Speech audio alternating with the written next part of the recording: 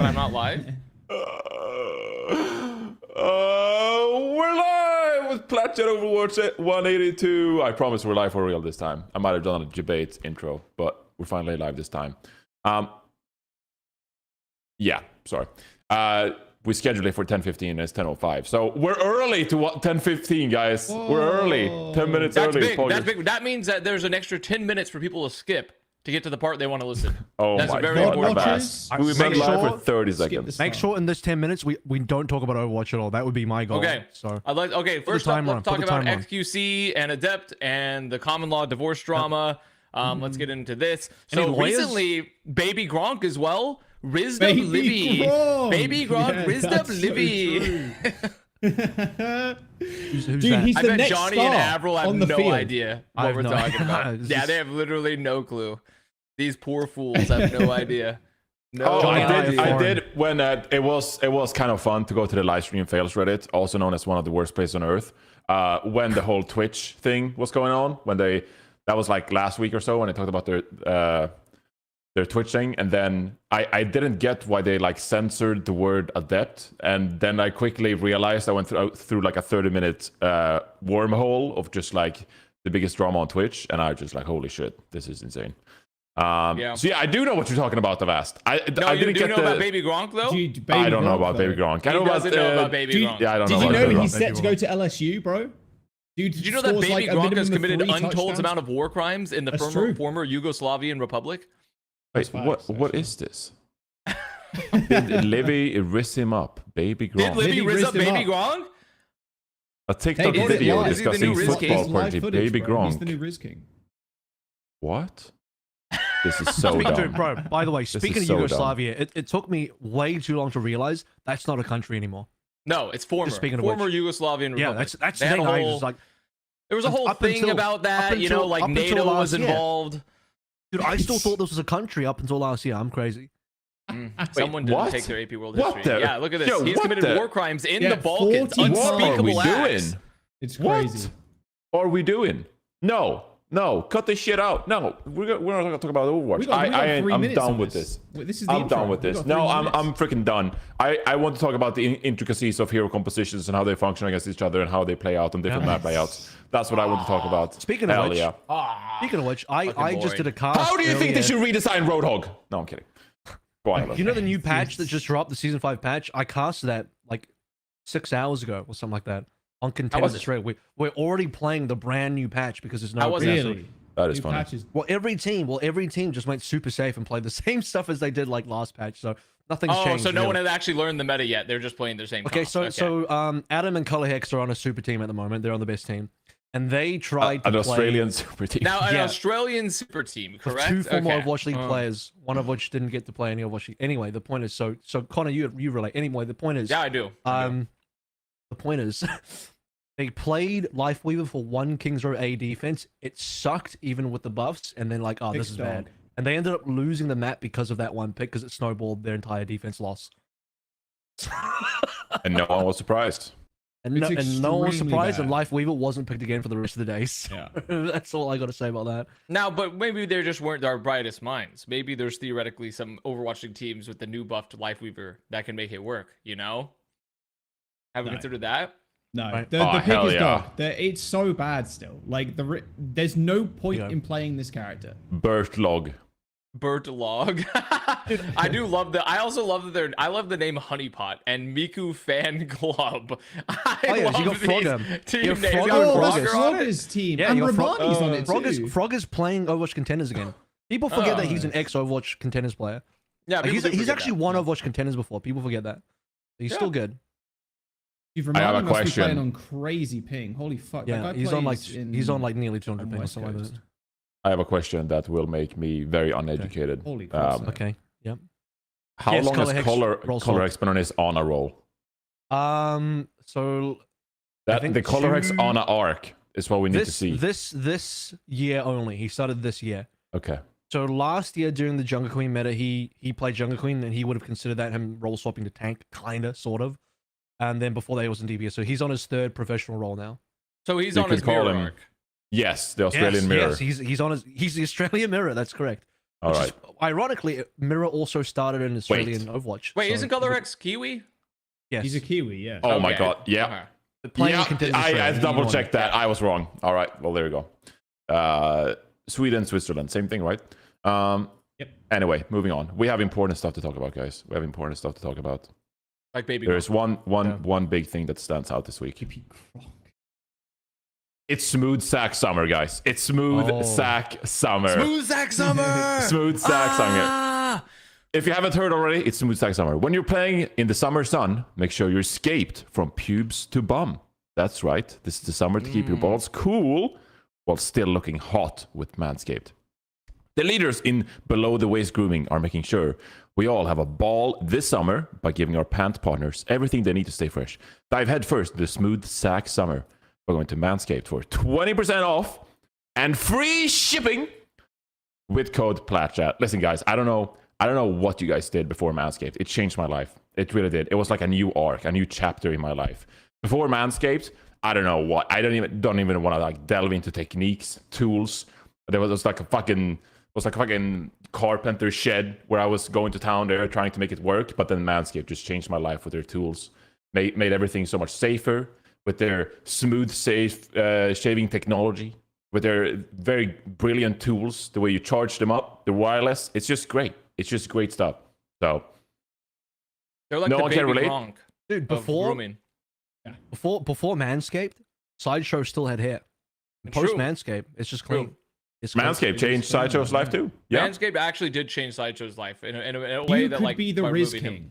with Yeah. this bundle right here. This Manscaped Oh, bundle. yeah. You could be the Riz King. Yeah, It's very Manscaped makes you the risk king. That's not the info. Yeah. No, But you will can't not confirm. commit any Can't war confirm. crimes in the former Yugoslavian Yeah, republics. you will So, not. It You will not be actually doing that, prevent you from hopefully. doing so. Yeah. Well, you 'Cause, can't you because know. the country doesn't exist anymore. So you Well, can't. it'd be the All right, former back to track.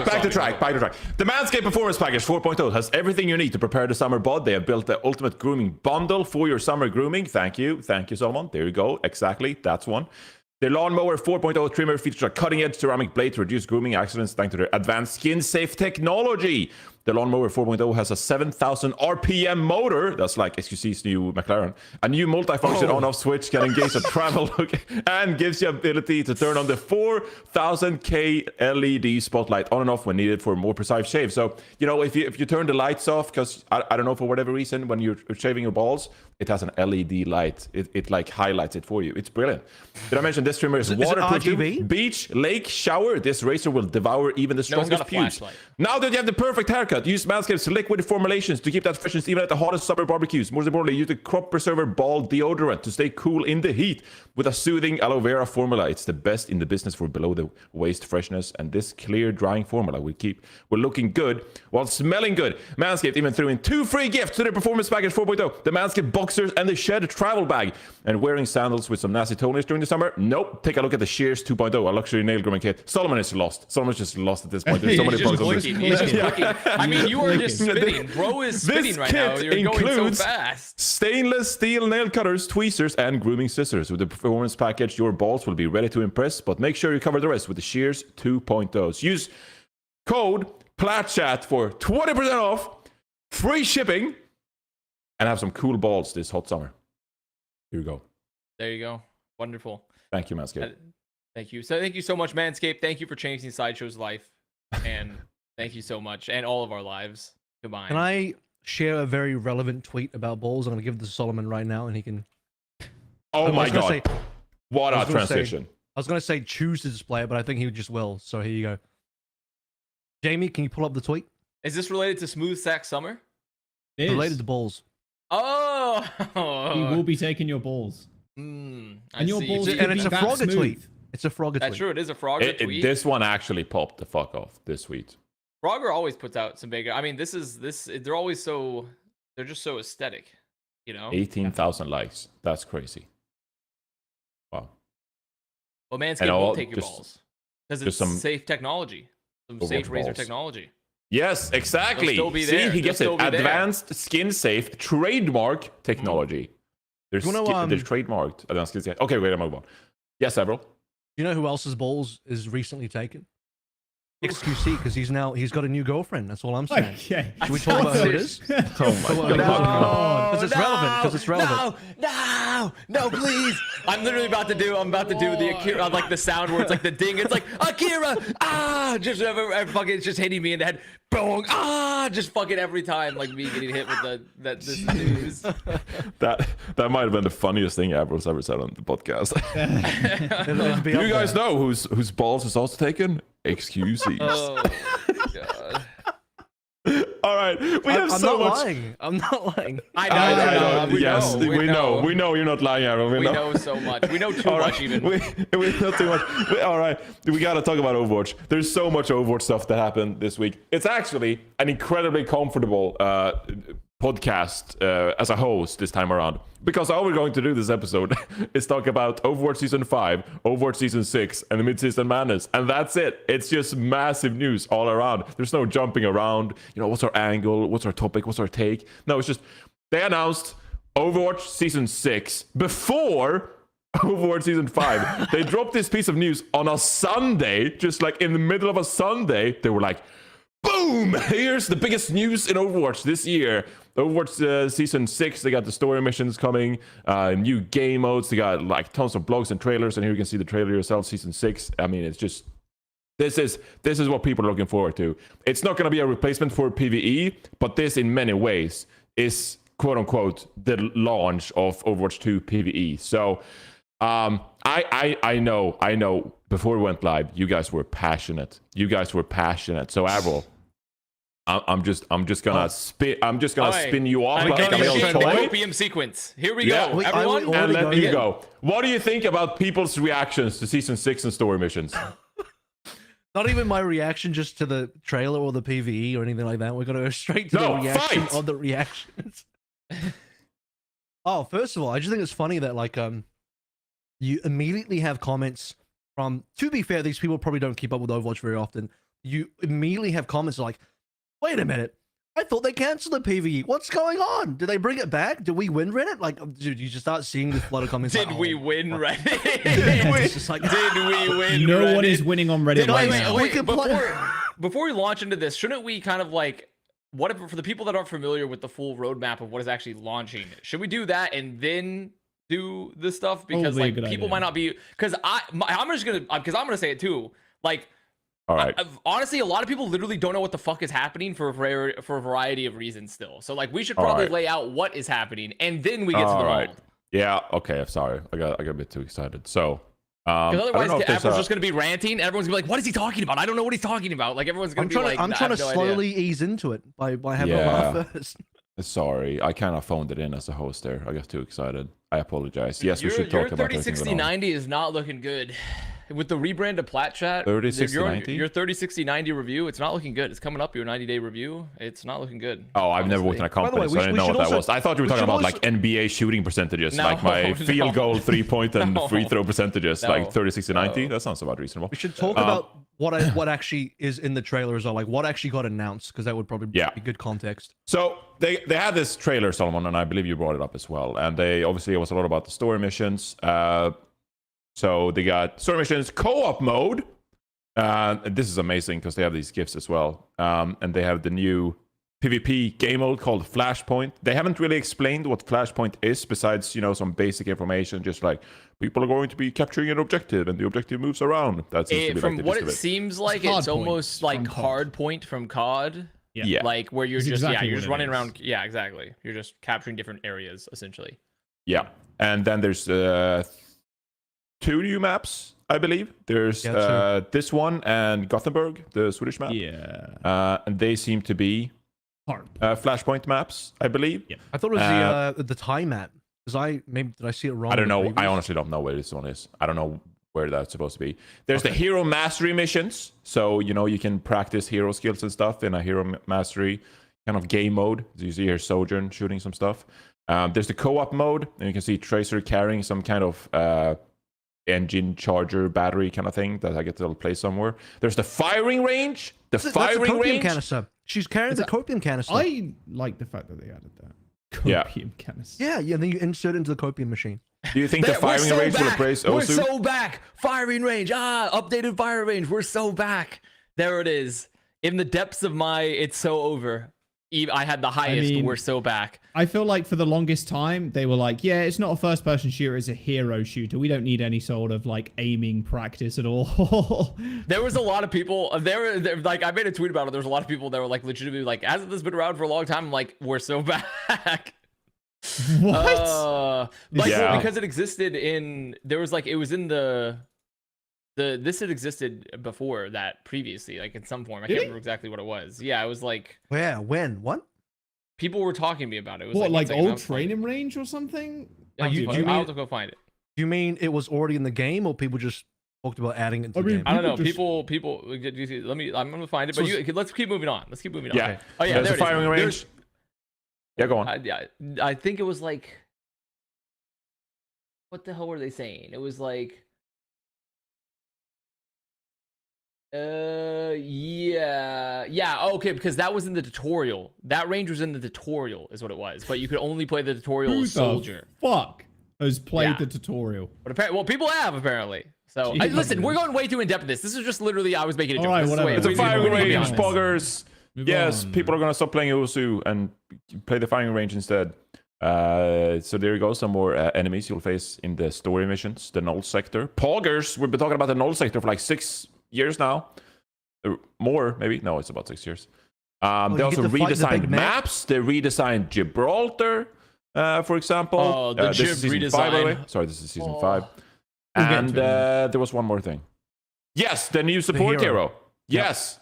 A first little teaser of the new support hero. I can't tell if that's a sword or a gun, but I think it's a badass support hero. It reminds me of anybody played League of Legends. I think Avril maybe. Senna. Never have. Never. I mean, it's a small indie game, right? Finn's like, oh, is this my favorite support hero? He was talking about Senna from League. Senna from League. Yeah, she has like a giant gun, but she's a support.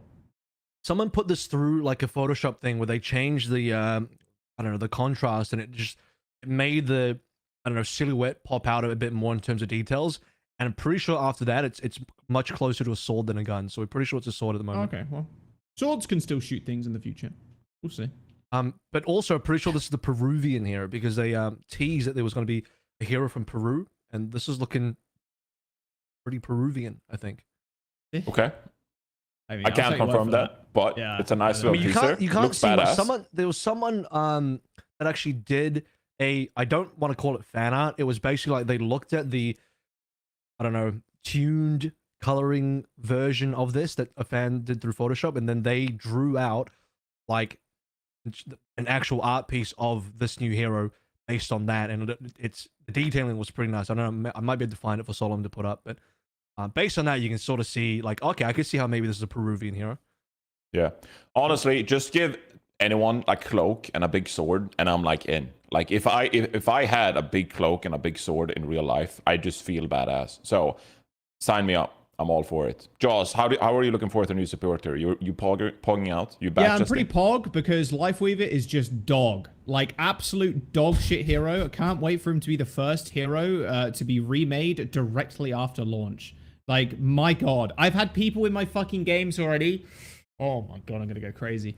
They're like, don't worry, Lifeweaver's good now, and they just feed. The hitbox change, reduced by 10%. Doesn't matter, you're still a walking alt battery. And I had this one dude. Oh my God. All he was doing was using his cooldowns on me. And I'm like playing Ana or whatever. He was like, don't worry, I'll get you up to high ground. Uses the fucking lift, and then a monkey pushes me off, and then he gets back on. Then he fucking grips me from low ground to high ground. I'm like, I'm glad you're using these on our fucking frontliners and shit. The hero is still dog shit. So I really hope that this new one just kind of shows how they can make a good support hero on release, like Kiriko. If it's another Lifeweaver situation, I'm going to be the big sad. It is not going to be good. Yeah. So please make it good. Even if it's he's OP, definitely stronger though. He's definitely stronger with the buffs. It's not like an insta like lose in my opinion, but like they didn't fix a lot of the big problems with Lifeweaver, right? Because like huge hitbox still very easy to kill. You can't do anything proactive with the hero, right? Like you can't throw like a nade or like to get up some like early damage for the most part. All like, util. Yeah, it's literally just all utility. Reactive utility. There is no proactive like moves you can make with Lifeweaver still. So it's like it's still like they didn't fix a lot of the core issues with his design. But you guys kept making this argument when we discussed hero balance in the past. Some heroes just aren't supposed to be meta. And Life Weaver is one of them. Yes, I do agree with that. And maybe that is the route that Lifeweaver needs to go down. But the problem is that he was so bad that not even like casual players were picking him up. Like the play rate was just through the fucking floor. And for a hero to be like that, and the win rate too. And for a hero to be like that, Sim, Torb, like the silly heroes, I think they're good. And I think you're right, Johnny. And I completely agree. Some silly heroes just don't need to be meta at all. But they at least need to be situational, or like you can still play them to a decent enough effect to affect the rest of your team and affect the game's outcome. I think Lifeweaver has just not been that. Like, he's a fun hero, sure, but you're still not really shooting people at all. He does like no damage. Well, he does more damage, but like you just have to perma heal. Like that's just how you have to play that character. If you're doing damage, you're still throwing. Yeah. So yes, it's still a bit of a clunky hero. Let's get back to talking about what they announced in Season 6. So obviously lots of different kind of like new game modes, ways to play the game. Really exciting. Here we go. Oh, there you go. Here's the changed, edited kind of picture. You can see more in detail. I'm still trying to find the artwork version, but this is good already. The way their right hand is angled, it really doesn't feel like a sword. That looks more like a gun. Bro. Maybe it's a sword gun. It could be a gun sword. Yeah, it could be like a Final Fantasy sword gun thing. Okay. Which would be kind of wicked, honestly. Yeah. I hope if the hero's Peruvian, they should be really, really short. Because Peruvians are like some of the shortest people in the world because like they lived at such high altitudes, so their bodies had to be shorter. Yeah. Peruvians are some of the shortest people on the planet Earth because they lived at such high altitudes, so they needed to be shorter, so they'd use less oxygen, essentially. Do they need to be the average height short, of a person in Peru is 5 feet, 2.6 inches, 159 centimeters. Yeah, they're very, very short people.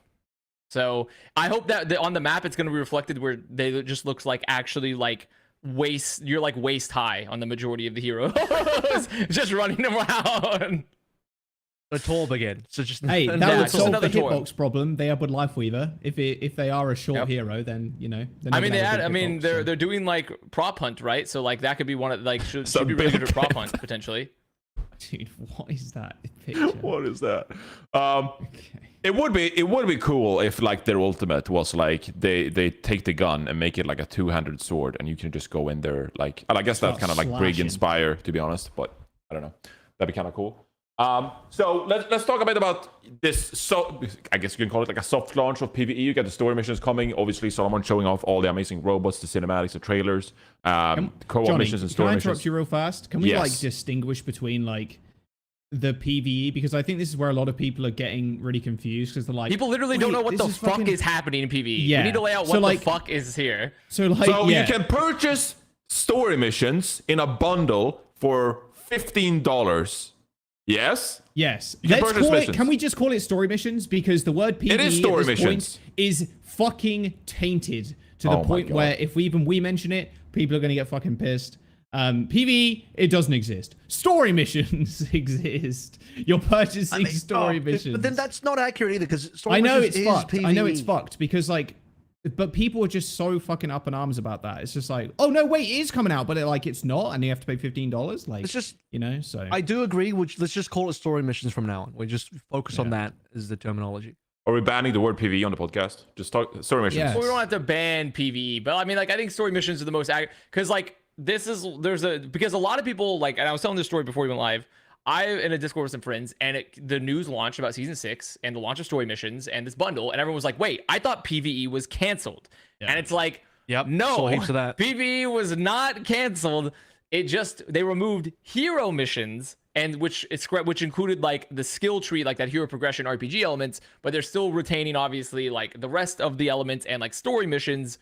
So that's what. Yeah, go ahead, Admiral. Go ahead from there. Can I just say for the record? I mean, this is all love for Scott, and he's also not here to defend himself, and he's on his honeymoon. But I tried to argue this several episodes back, the one that everyone hated me for. No. And I was like, what do you mean, no? This is out of line. No, I'm not, dude. We're good with each other. Scott and I. Yeah, I can't. Were you here for that? I'm not too sure. But it was basically the original PvE is dead rant episode, and I was like, let's pump the brakes a little bit. They did say we're still getting story missions. Like the PvE is not like dead.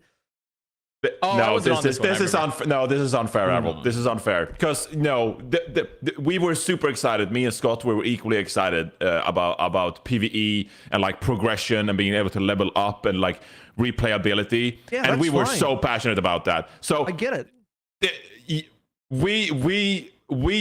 Look, I did the fucking copium tweets. I got fucking 1,000 replies on my Twitter because I defended Overwatch at the time. So I know what you're talking about.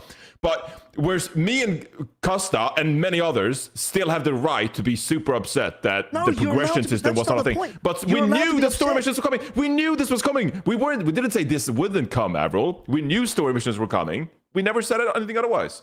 No, but the problem is when I said, oh, but his PvE isn't really cancelled, the Scott's like, no, that's not, come on, you like... Oh, no, I think this is unfair because Custa's not here. I think this is out of line. I admit it. You know what, you're right. I admit it that he's not here, but I'm also, there's no beef. We're chill, we're buddies.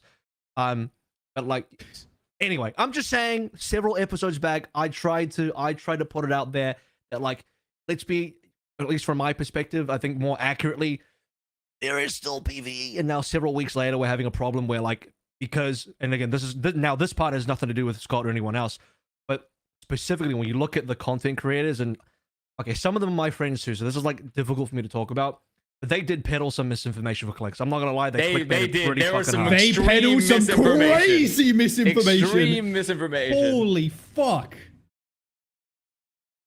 It's depressing to know too. I'll add this in, Abro, if you got more to say, but like oh my god, the peddling of misinformation is frustrating when you know these people know better.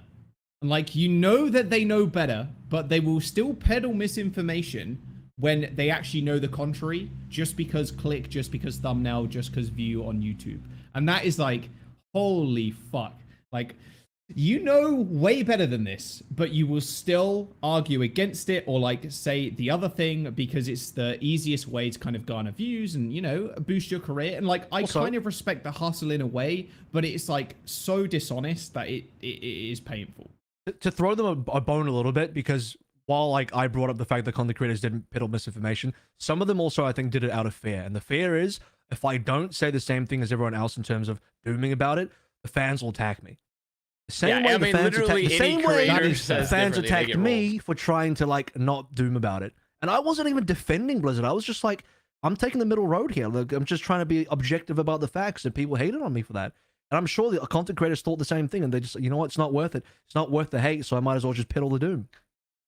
Yeah, there is definitely a very much like a, you know, that Toy Story gif of like all the Buzz Lightyears in a wall, like, and it's like people use it all the time to be like you when you think you have an original opinion, and it's just like thousands of Buzz Lightyears lined up on the wall or something. Like, there's currently, that's I think the sentiment on like social media, like if there's just one Overwatch creator, I keep on seeing their name pop up my timeline. It's like Questron or something. Yeah, Questron or something. But like, they'll just be like, hey, you know, like, here's like the PvE like missions that we have left, and like, you know, like here's what's coming, and like people are like, you should be sent to the gulag, 1,000-year hard labor for daring to suggest that this isn't like the greatest betrayal since fucking the Berlin Wall or something. Like, I don't know, like this is like, I do think that this is people, there was a big push to be like, and to be fair, this is not even an Overwatch specific problem, because all video game discourse is fueled by some of the dumbest people on earth, like all the time. Like, it's fueled by the entirely rage bait, and like,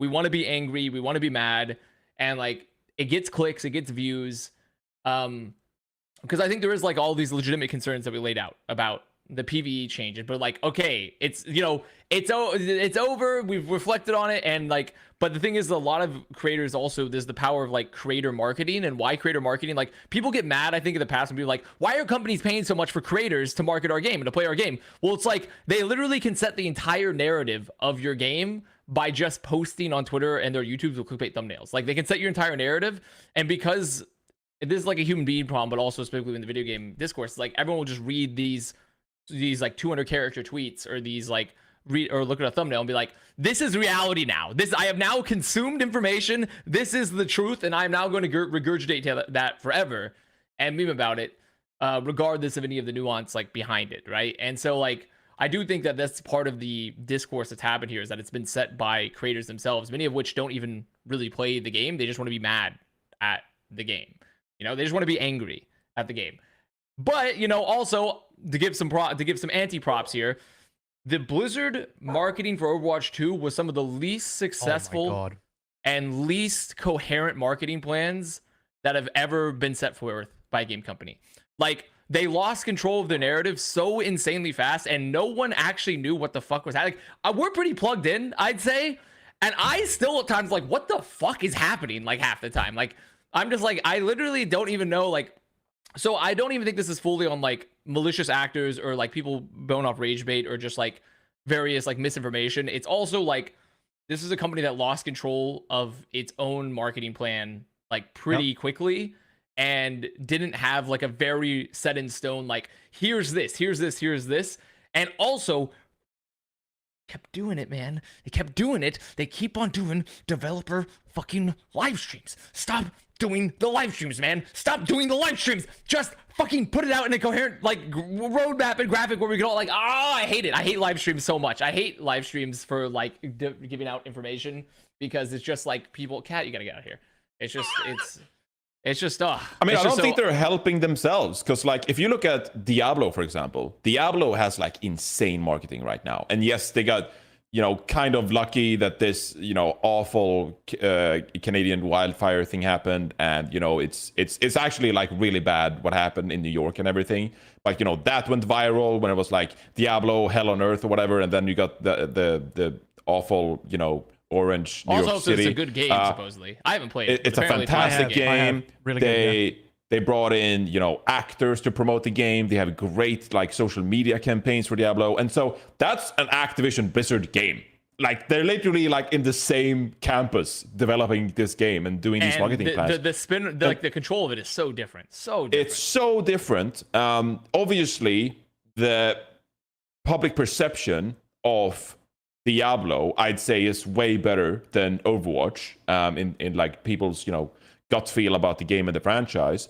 But also, I don't think Overwatch is helping themselves, because there is this constant change. It's like, okay, we're changing from Overwatch 1 to Overwatch 2. We're changing to PvE. We're changing the access, how you get this access. They're constantly changing. So like, if I'm a marketing department, I sit down and I'm like, guys, how the fuck do you want me to market this if you change plans every 6 months?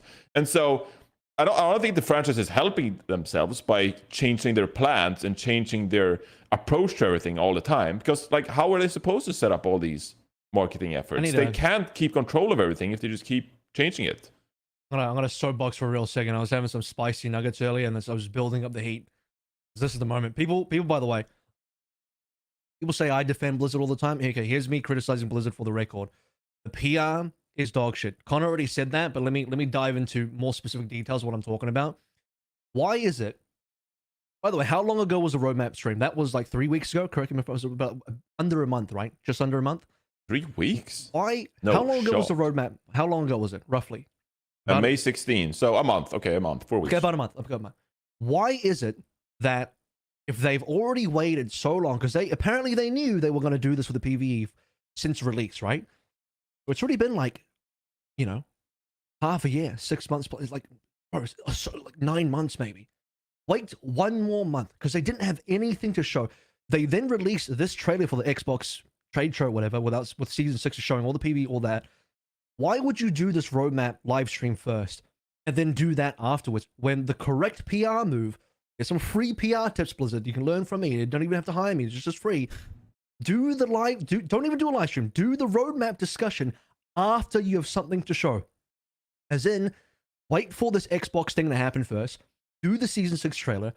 Announce that what we are getting, and then talk about what we're not getting afterwards. You can't do a stream where you're just saying, this is what we're not doing, and then you don't discuss what we are doing. Okay, there was a blog post afterwards that said we got story missions, but again, the information was so dubious that everyone spiraled into misinformation very quickly, and they did an extremely poor job of actually communicating what we are getting instead. This is how the PR should have been done. This announcement comes through. You get the Season 6 trailer, and then straight away afterwards, okay, now we're going to do a developer stream for the roadmap. This is what we can talk about. I'm glad you guys enjoyed the Season 6 trailer. PvE is coming in August. Just a quick note about the PvE, though. We do have to address the fact that there are some changes in the PvE in terms of direction. We can't fulfill the original vision of PvE from 2019. We have to cut out the hero missions because of blah blah blah, whatever factors. There's too difficult to work on, whatever it is. But here's what we are getting. As you saw in the trailer, we're still continuing on with story missions. Our focus is now going to be put purely into story missions as far as PvE goes. We want to make sure that you understand.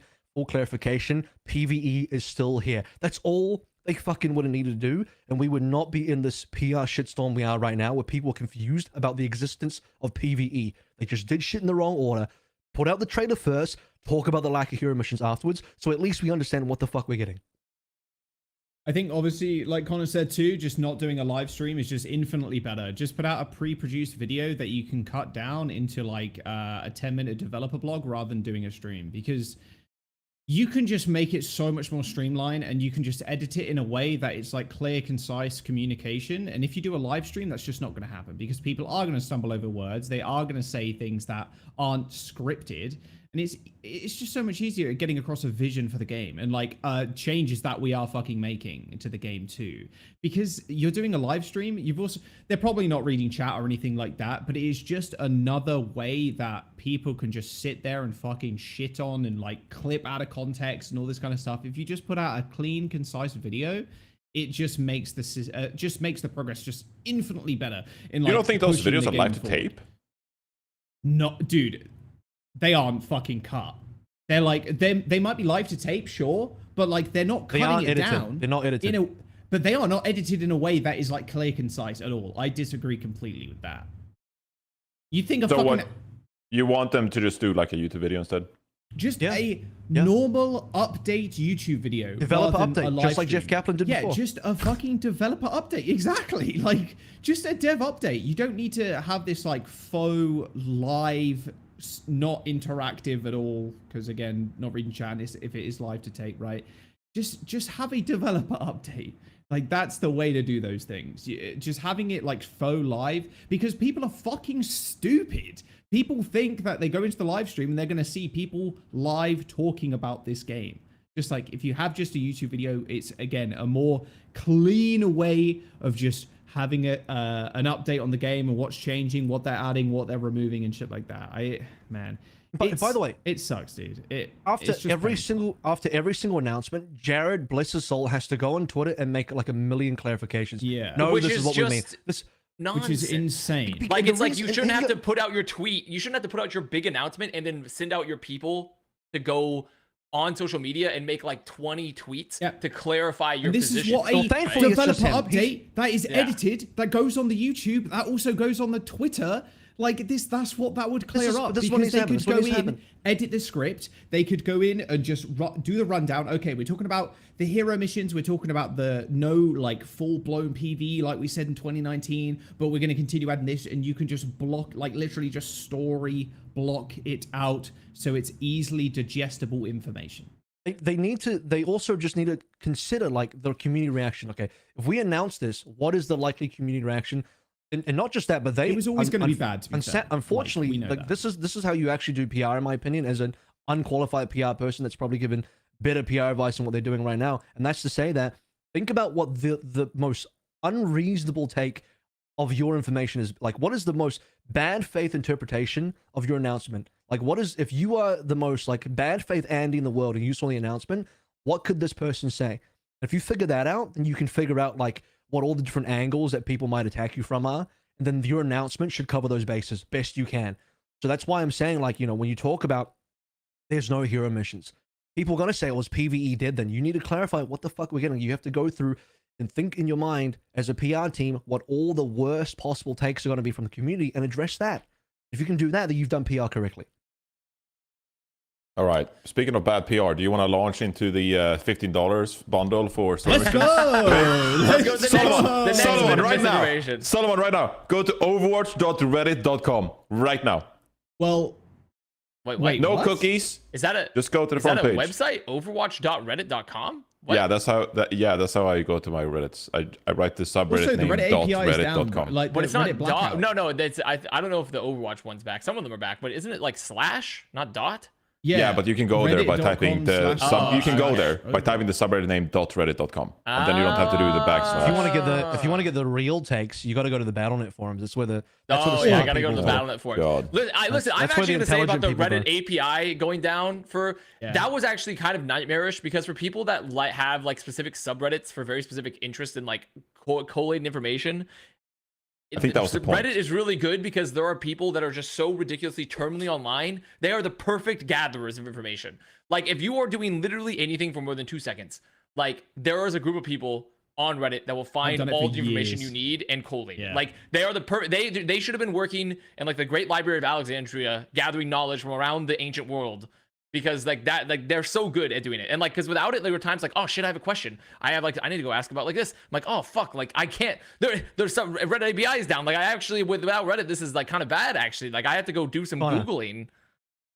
You know something funny? You want something funny? I think that was effective about it. It was meant to do something that. No, I know, but I mean, like the point is more so we make fun of Reddit, but yet at the same time, the one joke, it is good. The one good joke that came out of this whole Reddit blackout thing is that some people were so desperate they went to the Overwatch TMZ Reddit because that didn't get shut down. They started. See that. And the thing is, the replies was like, because it was just normal conversation. The replies was like, "What the fuck is this? This is not drama. This is Overwatch TMZ." And the dude's like, "Sorry, I had nowhere else to go. Like, I just wanted to talk." I had nowhere else. It's just people just wanting to post on Reddit. Please, it's literally just just wanting to post. I must post and I have no mouth type of thing. So here we go. Here is the current front page of Overwatch.Reddit. The top 3. Overwatch 2 is charging you for the PvE it didn't cancel. Number 2, it looks like we'll have to pay $15 for each set of PvE missions. ... And number 3 is PvE should be free. But it's like, but the PvE was, but also, okay, so here's the thing. I am gonna say, I do at least understand that. I can understand the argument of like, we think the PvE should be free when you're saying like, people were willing to, at least if you're consistent of someone being like, I was willing to purchase the PvE before when it included like the hero missions, right? And that included that like replayability and those like progression trees. And I'm like, I don't find the value proposition worth it. I feel like that's at least fair. That's fair if someone wants to say like that. A lot of people simply just thought the PvE was always going to be free, which was never going to be the case. Which was literally never going to happen. That was never supposedly going to happen. The problem is, I think that was the majority of people because they never got to a point where they talked about the model in which they're actually going to sell the game. Because we all knew that the Overwatch 2 PvP was going to be free. But like the PvE, they didn't say, oh, it's going to be a boxed title for Xbox, PlayStation, Nintendo Switch, fucking iPad, fucking, whatever console, and PC. They never said, oh, it's going to be $60 and you get a campaign, raids, all this kind of bullshit, hero progression and stuff like that. They never got to a point in marketing where they said that. So people assumed, like you said, that everything is free, which makes zero fucking sense monetarily. If you're building a giant motherfucking game, yes, off of the basis of like Overwatch itself and like the heroes and the systems and how the game works, yes, you're building off of that. But if you're building this monolith title, which is what they said they were going to do, how the fuck do you expect that to be free?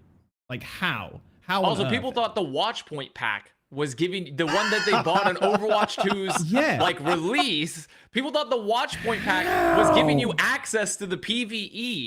But like once again, like even though it clearly stated in the Watchpoint pack that like Bad Patchy Mori thought the Watchpoint pack gave him access to PvE. Yeah, BP that guy thought he dumb did. as shit. Like, but like the point being is that like that's like a very plugged in member of the community. I blame the like, British. And also it said on the Watchpoint pack that nothing, at no point in the Watchpoint pack did it say anything about PvE. But like the point here is that like this is just like the depths of how poorly, this is once again, this is not me even blaming the community. This is me blame. Some of them I do blame because I literally think they are really, really stupid. But some of them are like, this is Blizzard once again not effectively communicating the plans and keeping it really straight and in line. Because how the fuck are people thinking the Watchpoint pack?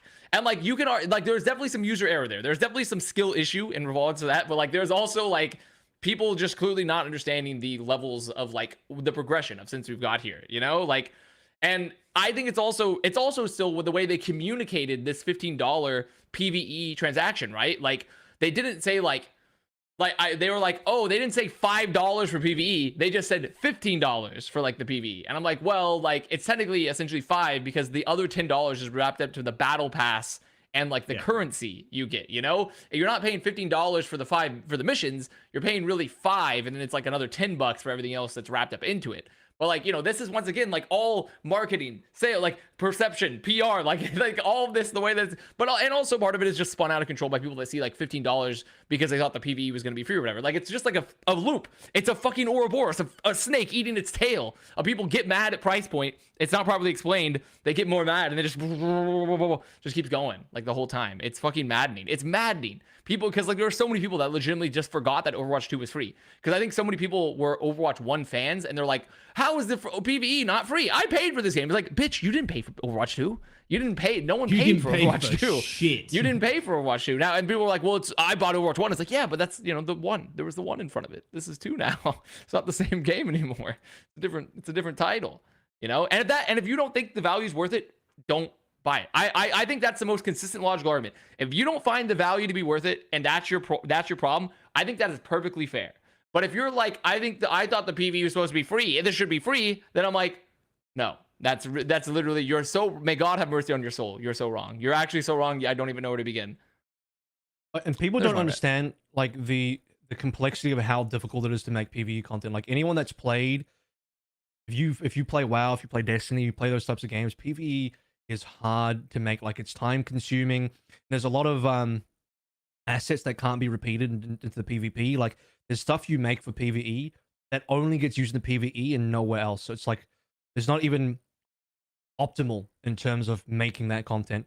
So it takes a lot of time and effort to make. So it's like shouldn't be a surprise that it's paid.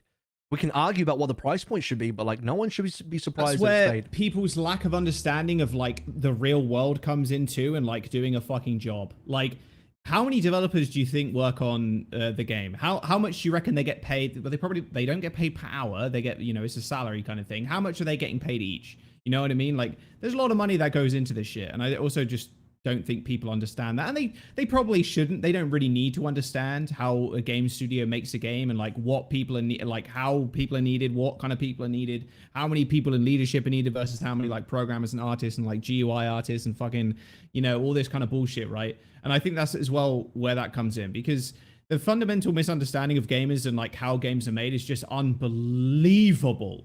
Like, unbelievable. It's like, oh, just push out the patch, bro. Just do it. Just do it. Oh, yeah, it shouldn't be a problem. It's just a flick of a switch, right? Like, that as well, I think, kind of, it's kind of a compounding issue. And, like, yeah, they probably shouldn't. Oh, here we go. Okay. Wait. Before this, take this down.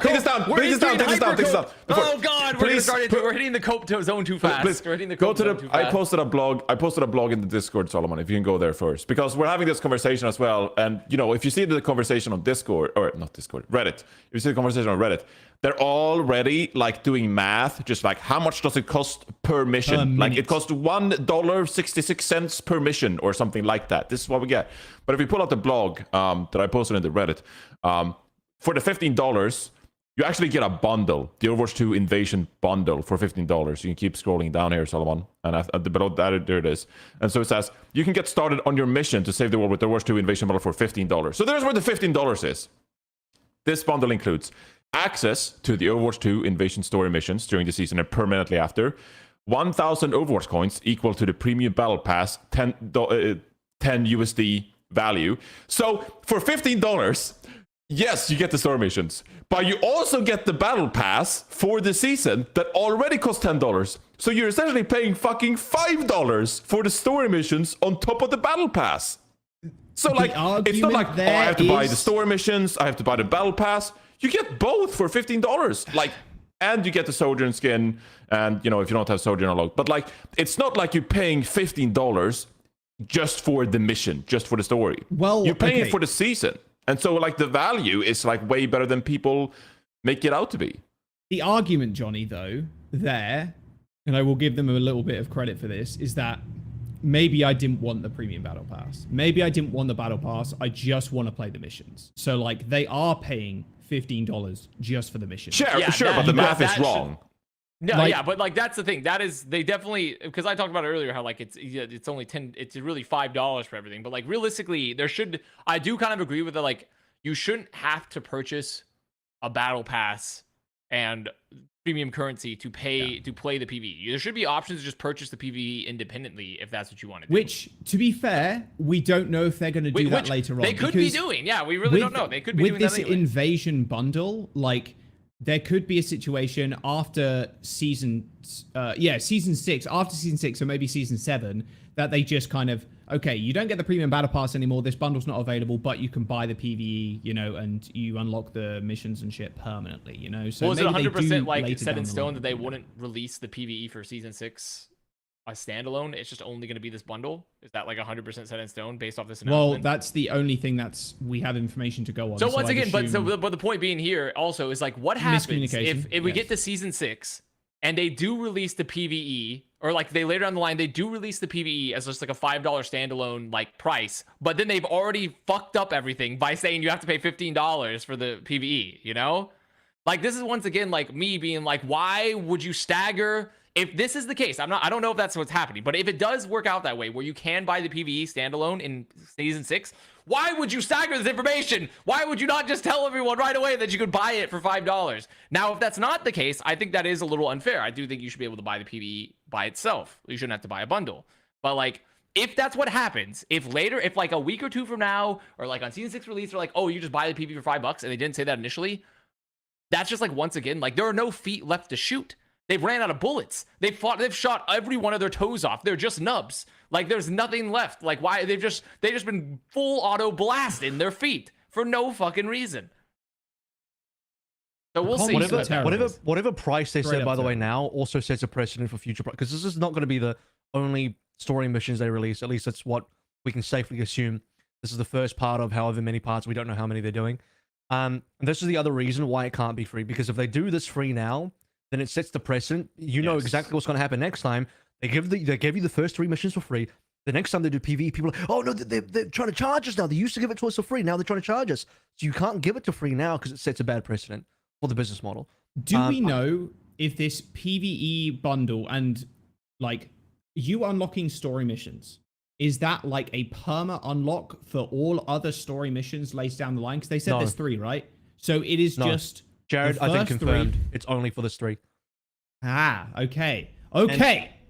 They should have said that in the fucking article too. Well, that's what I'm saying is like Jared has to do like 20 million clarifications afterwards because they don't fully explain it. A compromise they should have, because I understand what people are trying to like when people say the first set of 3 missions. Yeah. So when the community says it should be free, I think largely my interpretation of that message is that they believe it should be free as like some sort of atonement, like, oh, we're getting less than what you promised because of the hero mission stuff. So you should just give this to us for free, or I'm mad, so you should give it to me for free. They would have paid $60 for the maybe there is a level of compromise there. Like, for example, Blizzard could have said one-time deal only. First mission out of the 3 is free. Everyone can play it as a trial. If you like it, you can buy the other 2. If you don't like it, can't please you, whatever. And at least that would be like a way to buy people in, give a little bit of goodwill, and just give a chance for people that might not want to pay a chance to play anyway. Just 1 mission for free and whatever. Like, I think that would be an okay compromise, but I don't think there's any world where they can just give it all away for free. You want to go to the Valorant tweet, or do you want to go to the... It is very Valorant funny. tweet? It is very funny. I guess we can talk. I mean, we've talked about the PR. Like, I think now we can talk about the value proposition. Do you want to talk about the game and actually what's coming? Well, in a bit. You want a bat chest, or do you want to do this? I still want to talk about Flashpoint a little bit more, but we'll get to that later. Yeah, we'll talk to this right after this. We should go to the next content after this. We should only spend like a minute or 2 on this. You know? This is just to have a laugh. This is all that is. Just a lol here. Yeah, so good $120 Valorant skin bundle. Pog, bat chest. Can't wait to buy it. I have Twitter Blue, $8 a month. Pog. And then the PvE story missions and everything, $15, and people saying, this is for audio listeners out there, fuck you, you missed the mark. No way I'm giving you money for half-ass PvE content. It probably would have been $60, so I guess this is technically a quarter of that price. Dead game, $15 for PvE, crying emoji. Yeah, there you go. There's for the audio listeners. The reply is hilarious, that they're paying for Twitter Blue, which is $8, which is half the price of the PvE. It's kind of facts. Like, It by is, the way, it is pretty funny. the bundle is my background. For those that were curious about what the hell this is, the bundle That's in the Valorant question, the bundle, $120 bundle. and the this guns is look kind of cool. Sure, I'm not but it's paying 5 $120 skins. It's for it, 5 though. skins for $120. And by the way, the to talk about what was in the article as well, the blog post, people were upset about the Sojin $19 thing. They're like, that's criminal. How can the Sojin skin be $19? Like, bro, you guys have not seen For every how much legendary skins skin's cost. $19. You guys These motherfuckers have look not logged on look to at other Overwatch since games. Overwatch 2 launched. Just What the fuck forget are you about Overwatch. saying? Forget about Overwatch. Just look at other games. This shit is expensive in any game. In Valorant, it's Yeah. absolutely egregious. And Connor, I'm sure you can back this up, but there's people in Valorant that buy every single bundle almost. There are people, they do it all the time where like players and like community members will be like, okay, check how much have you spent on Valorant skins. There are people who spent like easily $4,000 or $5,000 plus in Valorant skins that post about all the time. And I'm like, bro, And that's even fairly let's just say yeah, it's pretty common for especially for on the pro side for players who've been paid like thousands of dollars for skins, and like even just community people who pay like hundreds and hundreds and hundreds of dollars. But like, let's just remove that. Imagine if Overwatch were to be like, here's here's a 6 set of skins. We're asking you to pay $120. Just imagine. Oh, it people would be lose their people would be fucking rioting minds. in the streets. Yeah. People would be marching on the HQ in Irvine. People would be literally flipping over cars. They'd be like going through like the fucking that one of those guides on like how to like do government insurrections, you know, like how to build Molotovs and shit and pipe bombs. They would be just doing crazy shit if they dared to even ask for a fraction of the price. And once again, I do think the Valorant skins, it's a different value proposition, right? You see your Valorant skins and the animations all the time, no matter what. It's very present in the game. They're also really high quality. The artist team and the team at Riot does like a really great job with making them.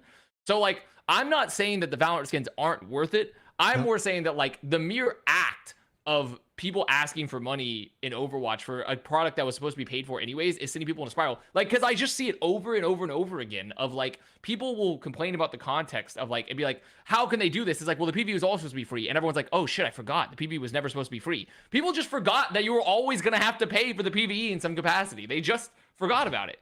And like, Genuinely, but what, they literally forgot. But if their argument is we don't think the value is worth it, I think that is a completely fair argument. If you don't think the value is worth it, you know, that's fair. Vote But with like, so your many people are fucking just wallet. misinformed on the context of what is happening of it. Genuinely, if the Overwatch, okay, erase the last few months. Imagine PvE is actually coming out in it's a box game and it's like $60 or whatever. It would be the same shit. Like, people would I bet a still lot of lose people their still would have been really goddamn mad, yeah. fucking minds. People would have been like, $60? I paid $8 for this game on the Battle.net store 5 months ago. How is this game $60 fucking dollars? Like, it would have been I think it would have been exactly definitely the same lessened fucking though, shit. because a lot of people It would have definitely been lessened, true. It but would have like, definitely been less than what's currently holy happening for sure if they fuck. delivered the product, because that is really what the base thing of it is, right? It's like they didn't deliver the product that people were excited for. They had to pivot. It's always gonna make people mad, but like the thing is now it's essentially just become like too all-consuming for people to ever see past the fact that this is like occurred. Because like they've still been delivering content, you know, they're actually doing their promise what they wanted for Overwatch 2 for the PvP side at least, of like, we are giving consistent updates to the game and like giving stuff. Also, we should talk about the content they're giving now. Let's go, Solomon. Thank you. Keeping us on track. Turning up the competition with Flashpoint. Sorry, I've asked for the abrupt. No, I mean, well, no, because now we really should discuss like how it leads into that point. Like they still are delivering content, and this is the content they're delivering. Yeah. You know. Yep. Here we go. Also launching with Overwatch 2 Invasion is Flashpoint, the whole new PvP core game mode available for all players in quick play or competitive play. This mode will feature 2 new locales that are Overwatch 2's biggest PvP maps to date. The biggest PvP maps to date. I mean, that is going to be exciting. Teams will fight for control of key positions across the map called Flashpoints, aiming to capture 3 of them before their opponents do. You'll have no time to relax once a point is captured, as the next one will already be waiting. So it almost sounds like, you know, Control, but instead of 3 rounds, it's one singular thing. Not only will this mode test your mechanical skills, but also your ability to plan ahead. Stopping opponents from moving on to the next flashpoint will be a huge key to victory. So we don't really have any video gameplay footage of this yet, but this is a sneak peek with just a couple of pictures, I suppose, of the new game mode. So there's like 2 seconds of Tracer moving around. But AVRL, you seem excited about this. I'll start first because I Connor already mentioned this, but I'm pretty sure this is very close to hardpoint. There's also been a bit of discussion about this in terms of what the fans think it might be. But a couple of the key giveaways here is, this sounds dumb, but first of all, the name is Flashpoint, and it's not too different from hardpoint. But beyond that, part of the reason why I think Flashpoint makes sense as a name, because it's in similar to Hardpoint, 1 point is available at a time. So it's essentially you're playing across, I'm going to guess 5 different control points on this giant map, and 1 point is active at a time, and all 10 players 5v5 are playing against that 1 point. The wording on the explanation is as well, it's like capture 3. So 5 makes sense because 3 out of the 5 means you win the majority, right? It's like a BO5 almost.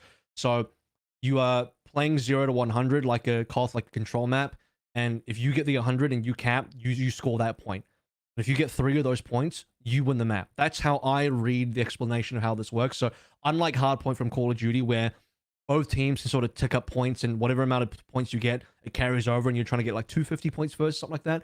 Here you just cap 3 first. And I actually think that's better than Hardpoint, because Hardpoint is very chaotic, and they also in Call of Duty have the random spawns you just spawn into on the map. I'm pretty sure for a map like this, that wouldn't work for a game like Overwatch. So it would need like dedicated spawns for each of the 5 points.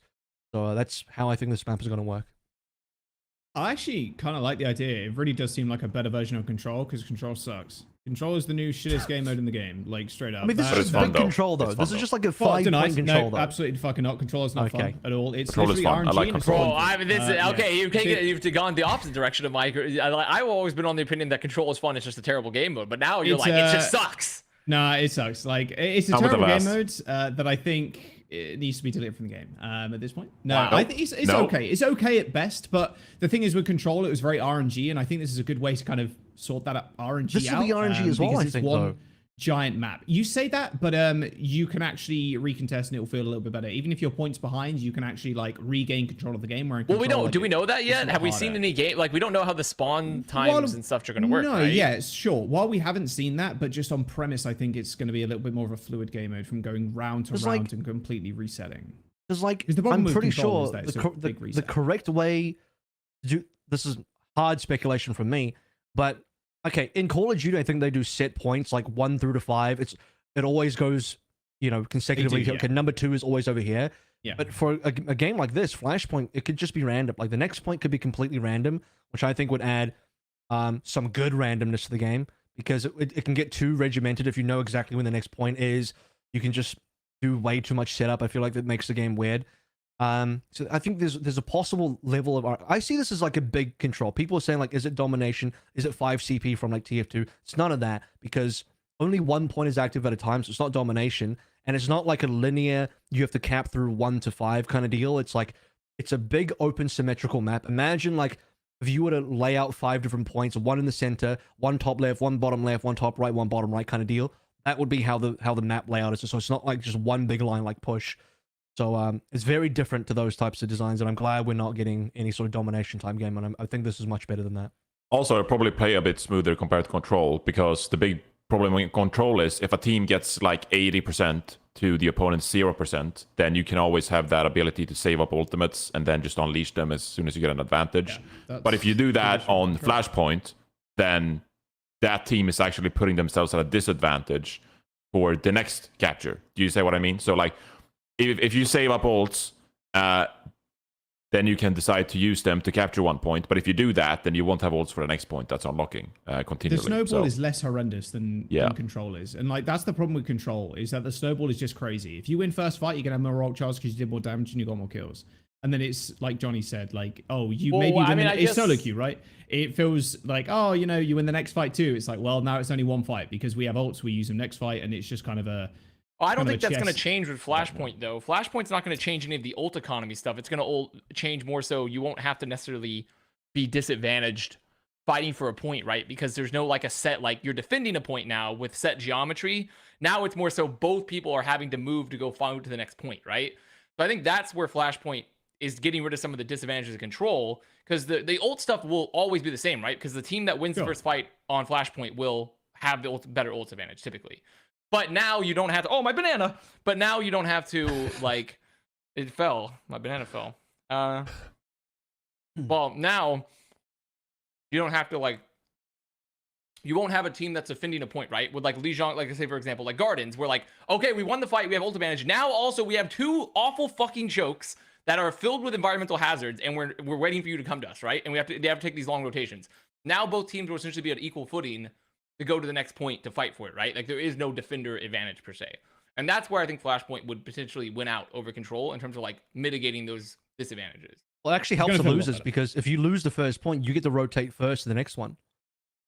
You don't have to sit there capping. True, if you give up on that first point, yeah, you could just be like, so you actually get, because that's how it happens in Hardpoint and COD as well. The losing team gets to rotate first, which is a little bit advantageous to help them come back. So I think that's positive. And you set up spawns in COD too. Yeah. So overall, I think this could be a really good game mode. My only big concern is the length, because we don't know how long it's going to take to cap a single point. And I don't know if you guys remember, but way back in early Overwatch, we used to play BO5 control instead of BO3, right? You guys remember that? Yeah, I do remember. That was great. If it went to all 5, it took ages. Part of the reason why they changed from BO5 to BO3 was because it just took too long, bro. If it went 2-2 and you went to map 5, dude, it took longer than any map. So that's a problem. So I think here, because it's, in my belief, is like first to 3, you cap 3 out of 5. But if we go to all 5 points on this map, how long is that going to take? If it takes too long, I reckon it'll be a push situation where you just have a timer, 8 to 10 minute timer. Well, the timer is essentially how long it takes to cap a map. Like it's about 1.2 seconds per percent on control maps currently. So I don't know, you know, if as long as it's less than 10 minutes. I imagine they'll scale it equally to like what we'd expect from a control. As long as it's 10 minutes or less. Like if it. No, that's what I'm saying. Like they'll have an actual like match timer. So like the maximum length the game would go is 10 minutes. And then whoever has the most points at the end, if you're still fucking fighting, then yeah, you just lose, you know, or like draw. Then what happens if you're trying to cap the last point and the timer just runs out to just default? That would feel bad as well. Overtime. No. It's OT. We don't know. We don't know. We don't know. We don't know. Once again, we're speculating. We don't know. We lack the information. I think it would be better if they didn't do that personally, but that's just me. We'll see what happens. We'll see. You guys ready to launch into season 5 now when we're over season 6? Let's go backwards. Then we'll talk about season 4 after. No, but it makes sense. You know, we started the episode by speculating, and now we're moving back to reality, moving back to the current days. So after they announced season 6, they did the season 5 trailer and the season 5 blog. Season 5 is out right now, by the way. It came out yesterday. And of course you have the Mythic Tracer skin, which you can sort of level up through tiers 45, 65, and 80. Quest Watch is out. If you haven't checked it out in game, the Quest Watch map looks really cool. It's just I think this is a great aesthetic for the season 5. Yeah, great aesthetic. I think the Battle Pass also has some really great skins attached to it. Like, yeah, I think there's like some really fun emotes that Arisa, too. love that. Kiriko skin's sick. Demon Reinhardt. This Ryan skin is like the best Ryan skin, I think. Yeah. No, I think it's crazy. I personally love the aesthetic of this. I love the emotes. I love a lot of the skins. Like, I think it's like a great, like, fun thing. It's obviously not the most substantive, like, content wise in terms of like new stuff to play and like new game modes and things like that, or like new, and obviously still no new hero.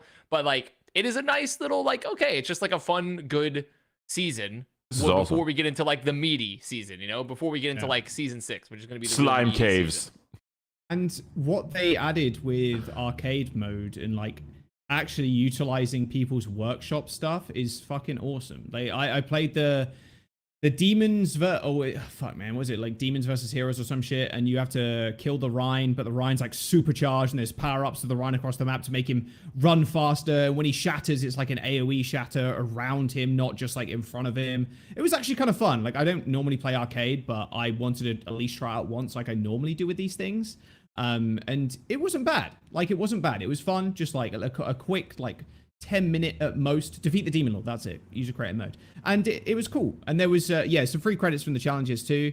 I think Prop Hunt is going to be the biggest thing for this season, honestly, because Prop Hunt has been a game mode that people have loved since like early like TF2. Like, Prop Hunt is just such a fun fucking game. Prop Hunt was before TF2. Prop Hunt was like a Gmod thing. Yeah, like, it's fucking amazing. And, like, having a fully polished Overwatch version I think is going to be awesome. Also, Winston gets a Winston Ball, actually. Yep. Winston Ball. Oh, they're volleyball. They're Winston Ball. It's fun stuff. Like, I legitimately think it's a good season of content. It's just obviously not, like, super beefy. Like, it doesn't have, like, the PvE stuff and the new game mode attached. But, like, with Prop Hunt and the Winston Ball and everything else, like, I think it's like, this is like a good, like, I don't know, to me it seems pretty equivalent to what you get in most every it's like very equivalent, like, on a nice of like every other game delivering on its live service model, you know?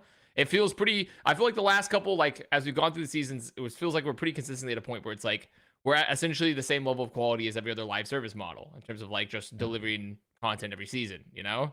And it Yeah, I does don't think feel you like can we look at get a this battle beefy pass season and say that it's every bad. other battle pass as well, right? So next battle pass is going to be with the story missions and the hero mastery and shit like that, and then we get the hero. I assume we get the hero next battle pass, and then or like season 6 battle pass, and then we have like a smaller version of the season, and then we get another bigger version with another hero, maybe. You know, like I think the wave that we're on right now is pretty decent. Of course, it's very much overshadowed by all the other shit that's going on.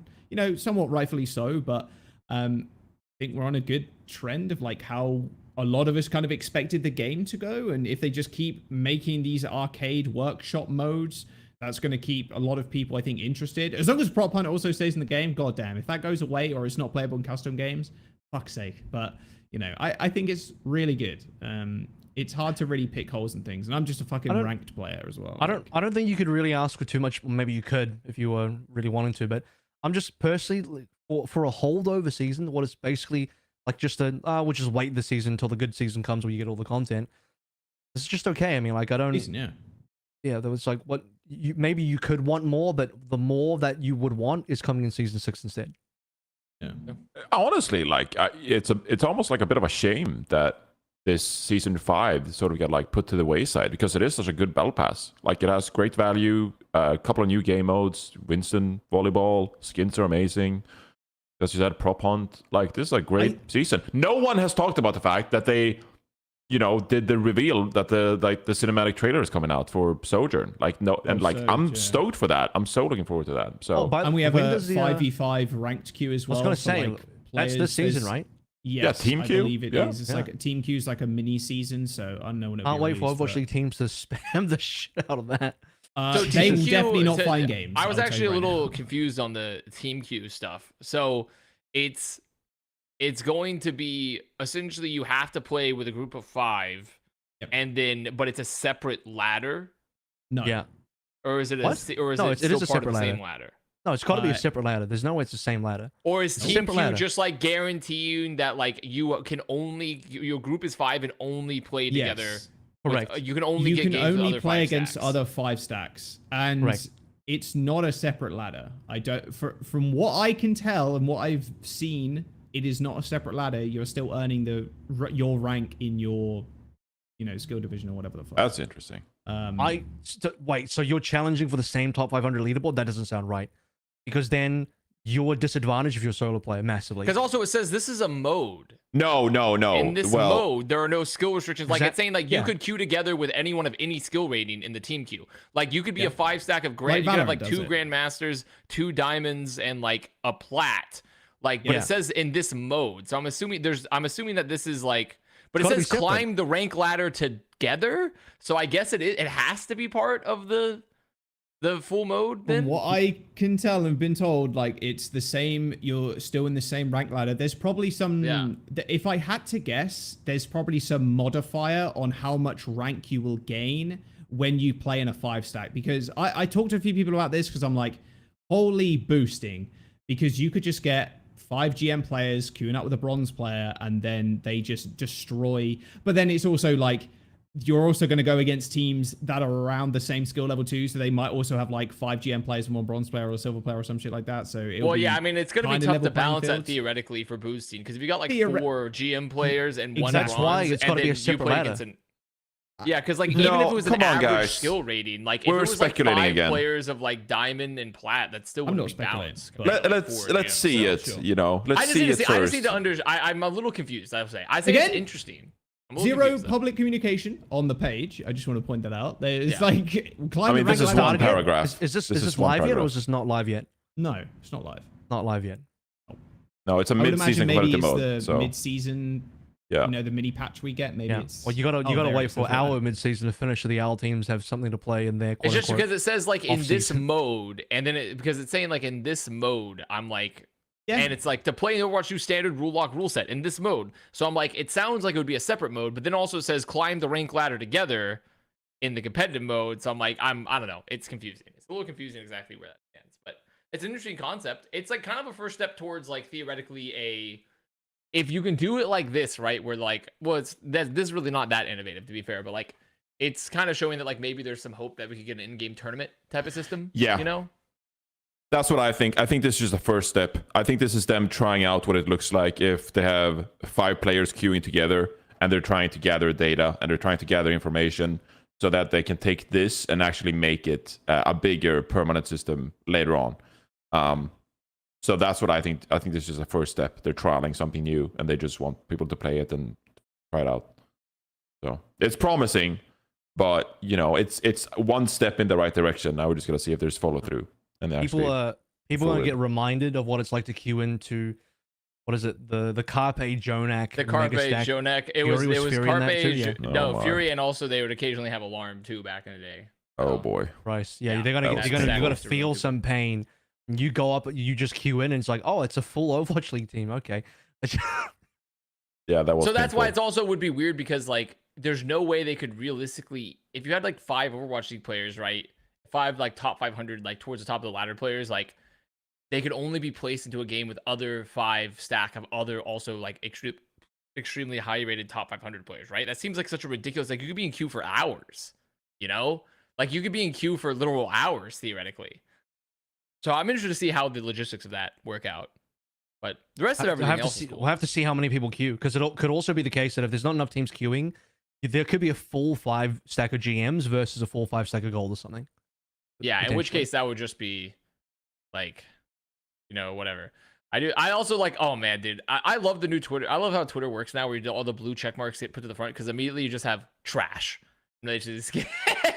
But like, what I can totally understand certain skins not liking them. Like, I don't think the Kiriko skin is that good. Honestly, I don't like. I'm not saying all of these skins are great, but like, what is trash? What is trash about the skins? They look good to me. They just don't like fantasy. Just fantasy haters, I think. Like, I guess if they're just like a fantasy hater, like, but like, you know, I think the worst one of them by far is definitely the Kiriko one. I think, or maybe even the. I like the one. Kiriko one. It's got. I think it's just kind of basic, but like comparatively to like the it's Echo, an epic the skin. ball, it's supposed to be basic. And like, the would you wear the Echo one? Fair. What is the ball? I like the Echo one. The ball, he's like a honeycomb. He's B, man. Yeah, I like the ball. Ball doesn't have any good skins. Ball has one good skin, I think. Yeah, Ball needs good skins. That's the thing. Ball legitimately needs some good skins. So like, and so does Echo. One good skin. I think Echo needs some better skins too. So there's a few good Echo skins. There's a couple. Well, there's only like 2. There's the Flitter one, and there's like Zin gets another fucking lit, amazing skin. Zin continues to have some of the best skins in the game, alongside Genji and Ryan. Like, just actually some of the best skins in the game. Okay. All right, there we go. Maybe we'll do a tier list of these skins at some point. But we don't have time for it this week. Quickly, let's jump into the patch notes real quick. There's a few important tidbits here in the patch notes for Season 5. They buffed Leafer.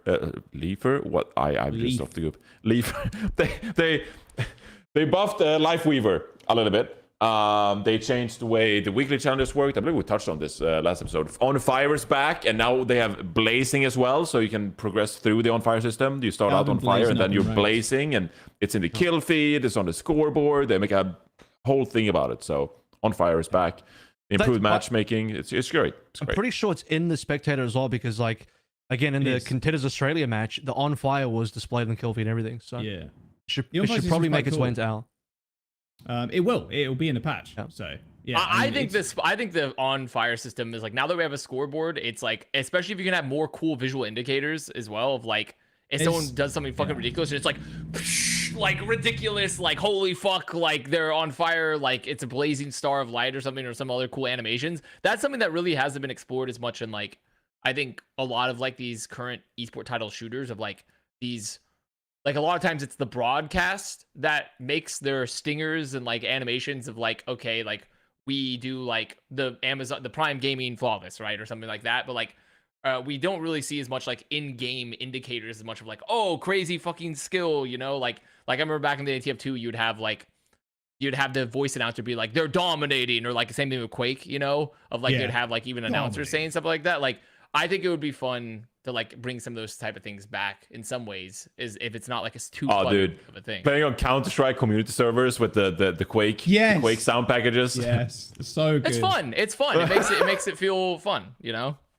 Do you remember the Kuma version of the Quake sound announcer? I do not, Jaws. No, I did not. Dude, come on. There's no shot. They had it on the TFT. Oh my god, yes, I know what you're talking about. Yes, God. You know exactly what I mean. Yes, bro. Oh, it was the... I can't believe you unlocked this memory in my vault. Yeah, dude, it was the woman with the very like sultry, soft voice, and it was the most Kuma thing in the fucking world. Because originally it's just like the guy going dominating, but then it's like the woman version is like, or the female version is like really sultry. It's like, bro, I can't believe you brought this back. It's probably on YouTube somewhere. If people are not familiar with it, you'll be able to I don't go know on what that YouTube. is. Don't even think about it, Solomon. Don't That even shit's think about it. so funny, dude. That is unreal. That's very like early PC gaming right there. An early. Dude, I was like tier 2 11, and I was like, "What is this?" Yeah, I know.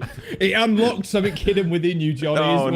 Is what it did. I mean, it TF2 triggered community something in servers me. used to have the most out-of-pocket shit, like on the, the comms that would play. The horniest like shit they would of have all like time. they would have like that or like some ridiculous like voice lines and stuff like that. Like Yeah. community servers used to go extremely hard with like the audio things. You'd hear like random like.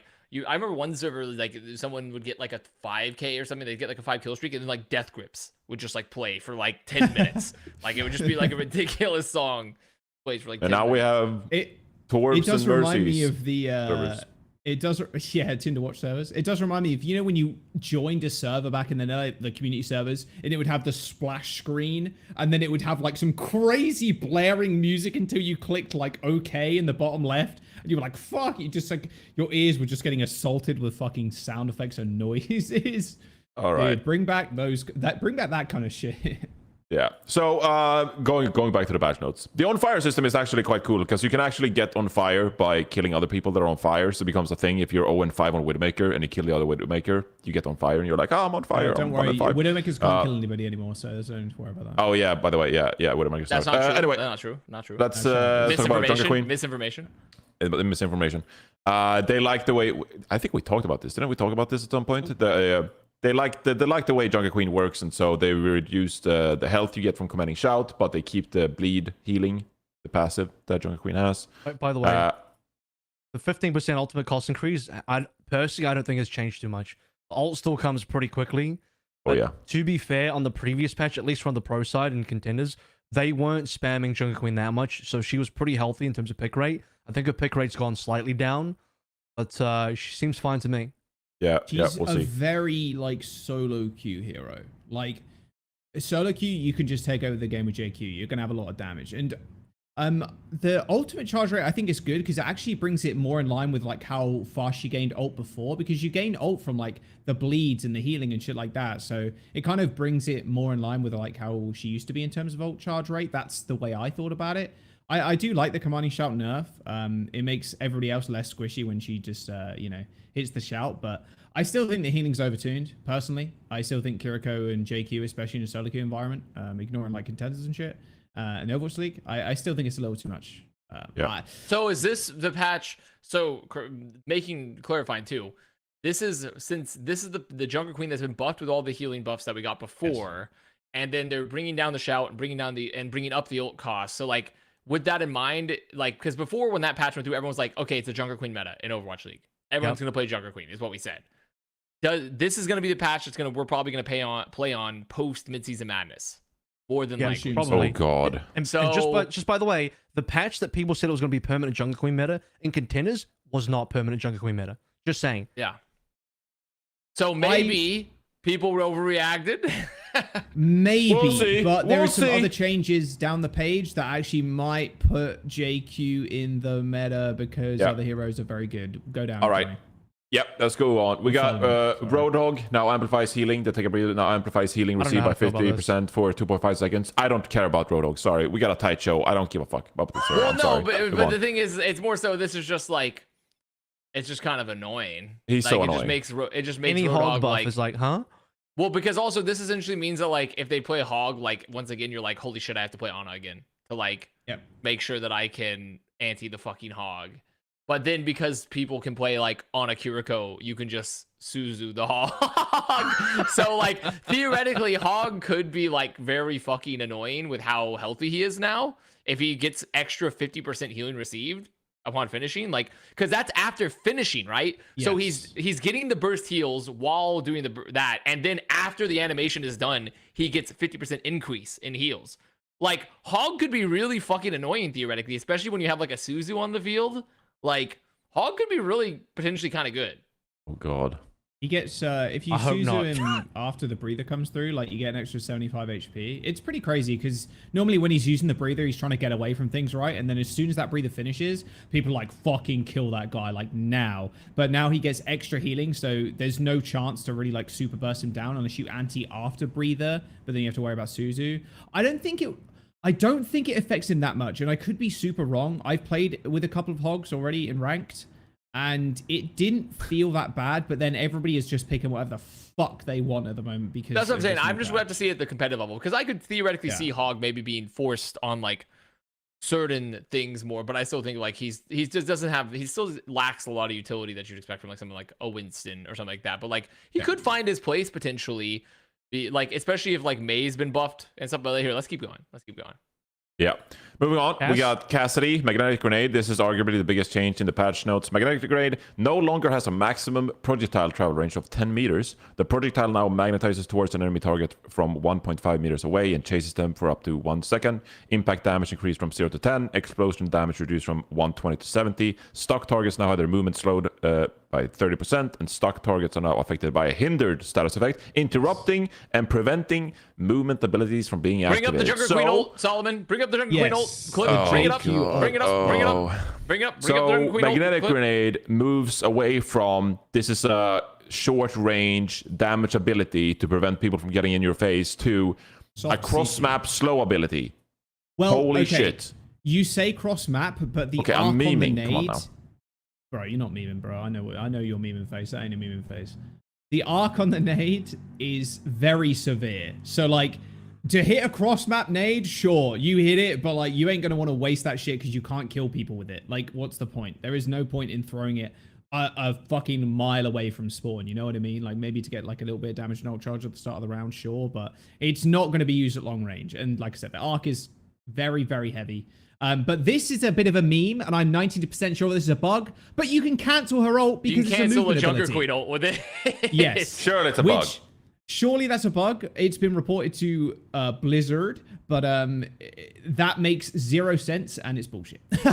Dude, finally Junker Queen gets a nerf. There you go. It's also this ability is really, really, really strong versus like tracers and stuff. Like in particular, like that. because also it doesn't it work towards the Sombra too, right? So like theoretically, if you stuck a Sombra, you would be able. It's actually Cassidy goes back to being a pretty good Sombra counter. How long is it? How long is the effect? It's like 3 seconds, I believe. Oh, jeez. Yeah.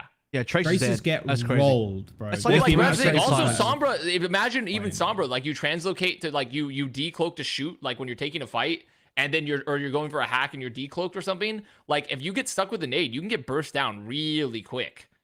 This is like a demonstration of how far you could throw it if you hit the arc properly, which is pretty crazy to be fair. But like also, I think this is like a ridiculous like example because like if someone is throwing a nade across, like let's say you're taking a fight and someone throws a nade across a fucking point and you hit the backline and you dive and kill the backline, that's just an insane play. That's just a crazy you deserve that one. If you Tim Tebow'd that shit and like you just hit like a crazy play, like that's crazy. Like, but I think the real danger of this is gonna be for Sombra and Tracer and like maybe even characters like Reaper, Genji and stuff like that. Like that nade is going to be so strong versus dive. Like, really strong. True, like, counter flanker ability now. Like, kind of like it used to be with Flashbang in Overwatch 1, where you just flash and headshot the Tracer, or like Flash Fan. Yep. But except you could miss with that. Technically, it wasn't home. Yeah, you can miss with that, and now it fucking homes. But it homes for 1 second, so if you see that Magne come out as Tracer, you have to hit recall, like, instantly, because otherwise you will die. Like, also hard to miss, because it's the AoE on Flashbang. It's very hard to miss, too. Tracer kind of gets rolled this patch.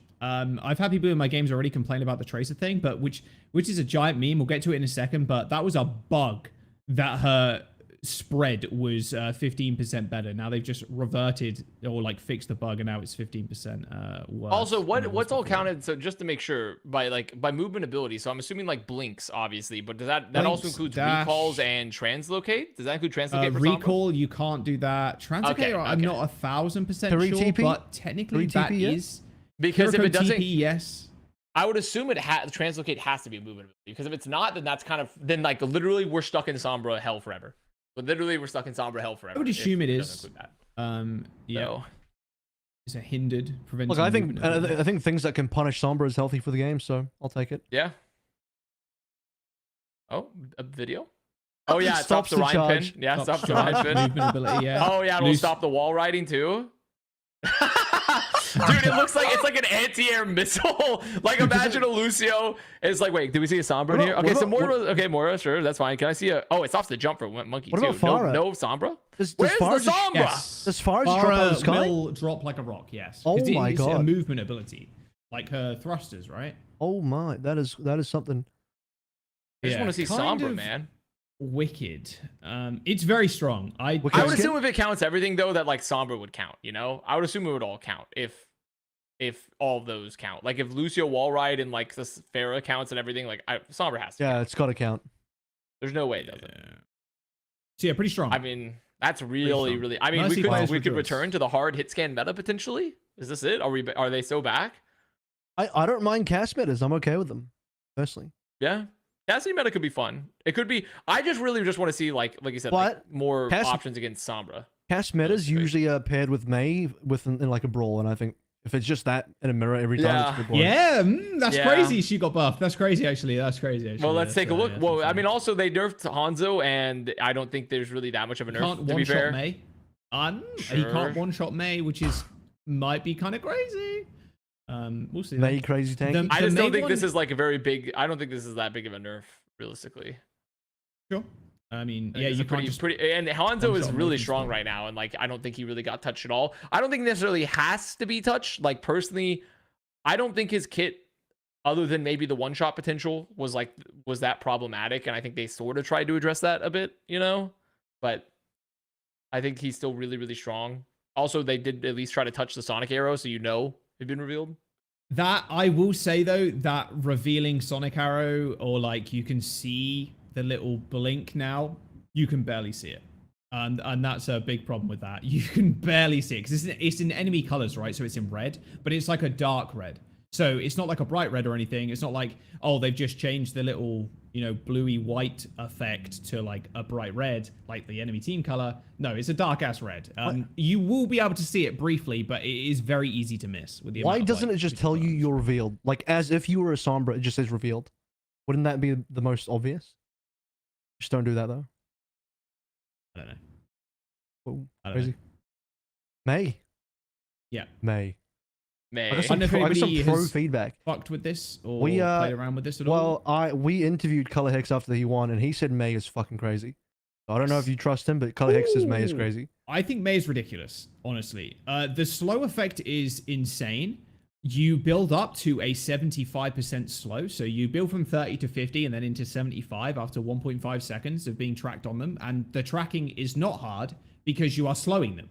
So that you are almost guaranteed to get the 75% slow. And as soon as that animation goes off, you hit right click, you one shot a 200 HP target, which is obviously the majority of characters. In the game. body. In the body. In the body as well. Yeah, not a headshot. As soon as you hit the 75%, boom, you just hit a right click and they're dead. And you're slowed, by the way. So like, good fucking luck avoiding the left click or the right click. Sorry, I think May is a little bit psychopathic. Like that shit is crazy, and I genuinely think we could be heading into a J. That's a Reaper. So Yeah, but it's showing that how much it's a damage lot it of does. fucking damage.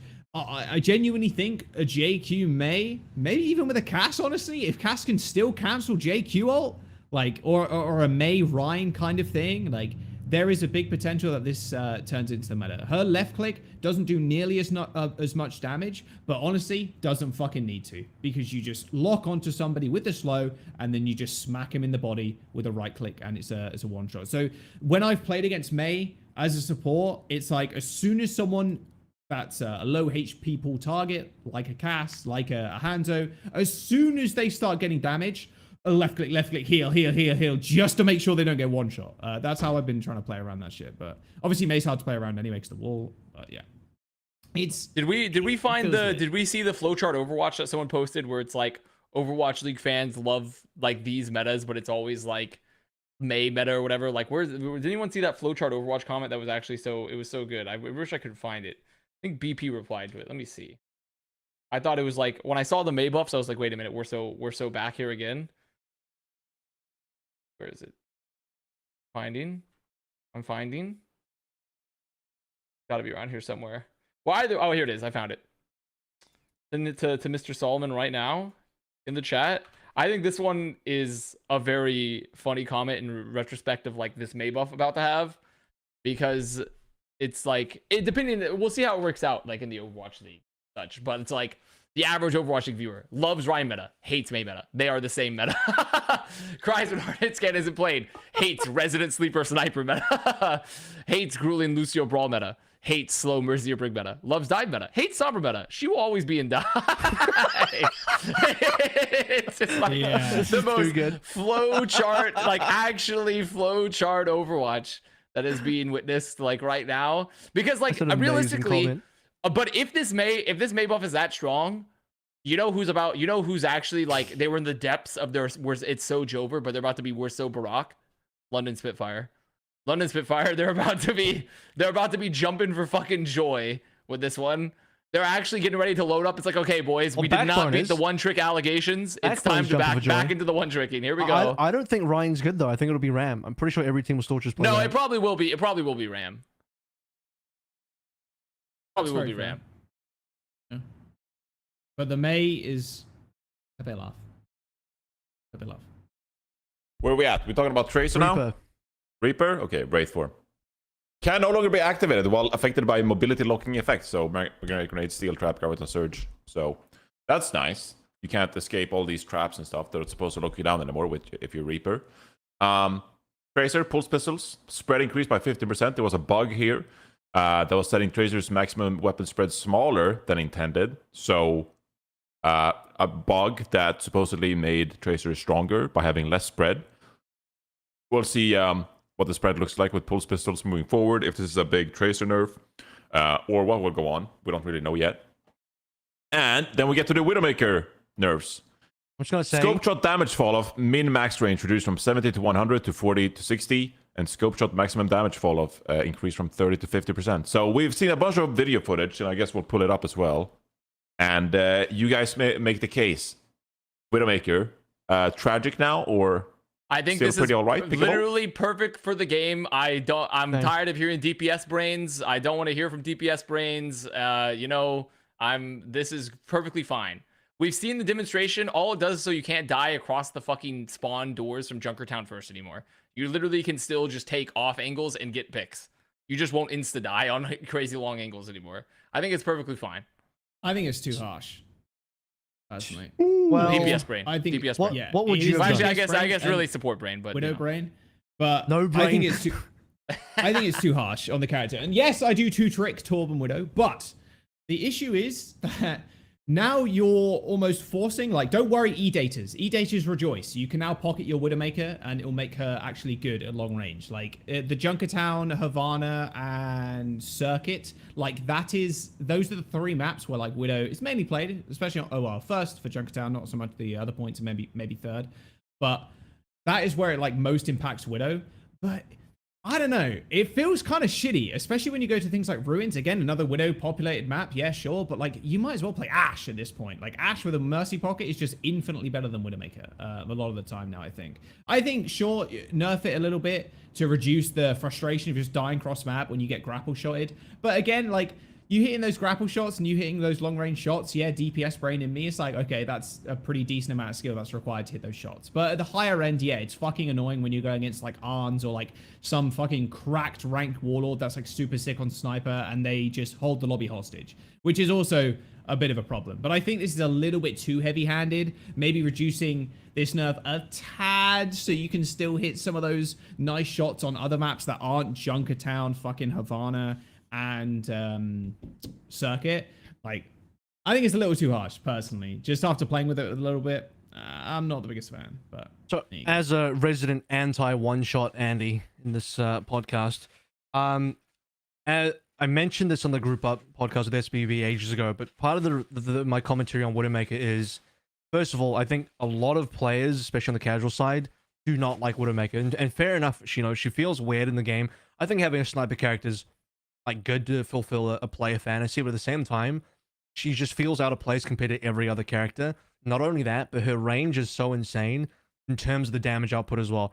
And the real position for me is I don't think you can realistically touch the damage, because if you remove the one shot, the entire fantasy of the hero is gone. And also, at that point, she's just the worst Ashe, and you have a problem there as well. You don't want just a copy of Ashe as well. So the only other place I think you can realistically nerf her, to nerf the impact without ruining the character too much, is to affect the range. And that's what I said in the SVB's Group Up podcast. And I think targeting the range is correct, because she's the only character that engages and interacts at that range. The only thing that plays against a Widowmaker at that range is another Widowmaker, and that's not particularly healthy for the game, because I personally believe Overwatch as a game is played best at a medium range. Like, the range that Sojin feels good to play at in terms of consistently hitting rails and all that kind of stuff, and sort of sliding that sort of medium range. Cassie plays at the same range. That is a really healthy range for the game to operate at. Much longer than that, and it's crazy. And maps like Circuit is prime, example of Widowmakers. You can't really do anything about it. There's not enough flanking angles. You could argue it's bad map design, but it's not just Circuit as well. We talked about Junkertown, a bunch of other maps. Varna, Rialto, all good Widow maps. And on those situations, no one else interacts with Widow except Widow, and that's not good for the game. Yeah. I mean, also, I don't think the bigger problem too is, first of all, the sniper issue on like a hero shooter, like arena shooter, has been a problem for ages. TF2 had an issue with snipers because how the maps in that design were like in the 6v6 competitive mode, they restricted the number of snipers you were even allowed to play. Theoretically, you could have had like infinite snipers, like you could play with multiple, but we even restricted in the rule sets back in the day that you were only allowed to play with that one. Was like body shot though, because if two snipers body shot together, it's a kill. But also on top of that, it was still just like obnoxious to play against. Like it was unfun. Snipers are unfun to play with in a fast-paced shooter typically for everyone that's not the sniper. It is literally like you said, the player fantasy, right? And like Widow is even worse in many capacities because Widow has far more movement than any other sniper character in any other game analog is comparable to, right? Widow is far more mobile. She has wall hacks as an ult, so every once in a while she'll literally just know everyone's position, like, and can just pre-aim, right? And she has anti-flanker technology developed by the Department of Justice, or not the Department of Justice, but rather the Department of Defense, to be like, okay, I'm never getting flanked, right? Fucking Venom Mine too, like, which can be broken, right? But it still gives you info. So like, I still think this is like, it's tough to correlate because all the other games where one-shot mechanics are really powerful, there's a lot more mitigating factors. Like TF2, you have really high HP characters, like you have some ones that are much easily flankable. You also have like the ability to like go invincible, and like you can only have one of them in a dual set. And like Valorant, like in ops and stuff like that, with tac shooters, you have way more punishing effects, right? You have like smokes, you have abilities to pump, and if they peek aggressively for a kill, you can just like one shot them back in return often. Also, like the economy. The economy, yeah, exactly. Like you have a lot of options, right? To like in like a tac shooter environment or like a non-Overwatch environment. Overwatch Widowmaker is the only one that's really in that niche of like she can be really far away and kill you. I don't think her one-shot potential will be removed for low HP heroes, like 200 HP heroes type of stuff. I think she should be allowed to do it. I just don't think you should be able to do it from so far away where you can't realistically, like you shouldn't have to use a bunch of cooldowns and like drop bubbles and like be really like on top of like, okay, yeah, and you should be able to take damage. You just shouldn't instantly die on a peak from really, really far away when there's no real way to mitigate that, because also there's only one current role that can mitigate Widow's damage effectively, like consistently, and it's the tank, right? No one else can do it other than a tank player, right? And you only have one of those roles on the team. So I feel like it also puts a disproportionate amount of like pressure on a tank player to have to like utilize their really important cooldowns, like bubbles, like, give up shield health, like, and realistically also because of the meta, like unless you're playing Rhine, like or if you're playing any other characters not Rhine or D.Va, you're having to drop like Orisa will have to do like have to fucking eat. Sigma will have to eat. Like, you'll have to bubble. Like, it's too scary of a threat with too limited opportunities to deal with. But I do think Widow should still be allowed to one-shot lower HP targets. It just shouldn't be from across the map. So also, like Sniper in TF2 was like the slowest character and no mobility at all. Barely able to defend himself. You jump a sniper, he's dead. COD, there's Glint, and also games like COD and Valorant and CS. A rifle can challenge a sniper even at range. Like you can still one-tap a sniper. So there's multiple ways to mitigate snipers, and that just doesn't exist the same way in Overwatch. I am curious about the HP though. I think if you're gonna force the Widowmaker to play close range, then maybe she should have the 200 HP back. That's my opinion. I'm just laughing that Solomon posted fucking Widowmaker into Twitter, searching for that thing, and then he's like, God, I shouldn't have posted Widowmaker search into Twitter. He just saw an unbelievable amount of pornography. An incredible amount. I think it's too harsh personally. Like I said, just at the ranges that she plays, I think there's a lot of break points that it just doesn't make sense at all. Like Gibraltar's a good example. There's so many like weird break points there that you just can't one-shot somebody. And like I said, you might as well just play Ashe at that point. I don't know. We'll see how it plays. What range? DPS What range range would you prefer? Anyway. Just like a little fucking more than what we have right now. But yeah, I would be whatever, willing to we'll give move on. Widow a slight increase still, just to different, because that is a fair point. Is that is the biggest differentiating factor between Ashe and Widow, right? Is the range. Like otherwise, you would just play Ashe most of the time. Like you would just play Ashe. Widow has actual one shot. Ashe does not. Yeah, but also Ashe, you have got far more consistent team damage and utility with your dynamite, and like your ult is typically better for a lot of fights, and like you have like a coach gun. Yeah, and stuff, but then we agree that they are very different. Then we agree. Well, I would say, but yeah, they are different, but also I'm more so they're still occupying similar niches in terms of like they are long range heroes that aren't really typically like super aggressive into the fights as much, unless you're looking for a dynamite, you know? You're typically playing split and like fulfilling a similar role. It's just Widow, you can play it from much further range typically. So Finally, Lifeweaver got a big buff when it comes to the damage and the healing. Particularly, you can't really change the utility that much. The pedal platform was also increased a little bit, the walkable That's a area. good So change. there's some small utility adjustments here to the abilities, but overall, mostly just like damage and healing increases for Lifeweaver. So still not a great hero. So I don't want to spend too much time on Lifeweaver or Moira, to be honest with you. Fade can no longer be activated when you're in traps and stuff like that, similar to Reaper. So that's about fine. And then there's some small stuff. But yeah, can we all agree Lifeweaver, bad hero? yeah, but also should we talk about the Gibraltar redesign? The Gibraltar Both redesign's kind of We don't big. have time for Played this it. shit, man. Well, they're just Another saying it's time. really good, and also It's they really said good. that they're open to doing it on other maps. So like they could potentially go back and look at Circuit Royale, which is Havana. another map, and like Havana, Havana. please. Like if they're going back and saying we're fixing pain point on maps, like on areas that players have historically like been like this sucks. That's really big. That's like a Right, really there you big go. thing. There we go. Like look, like, that's not even the best one. That's just one part of it. You know, like Yeah. that's like there's You so spawn much at of the this. back now. At the back where it changes at the back, you spawn in that. There's a back room over Yeah. there. You spawn. I will like it makes it a little bit. I think it's a little bit better in certain aspects for like both for the offense there, because it gives you like they're farther away from the contest, so you have like more room to like, and it still gives the defender some options to like come out. So I do think that like I don't think it's terrible. I also think that area fucking being changed to the mini pack is just a mini pack is so much better, because also you have like more room to fight on the point now. Yeah.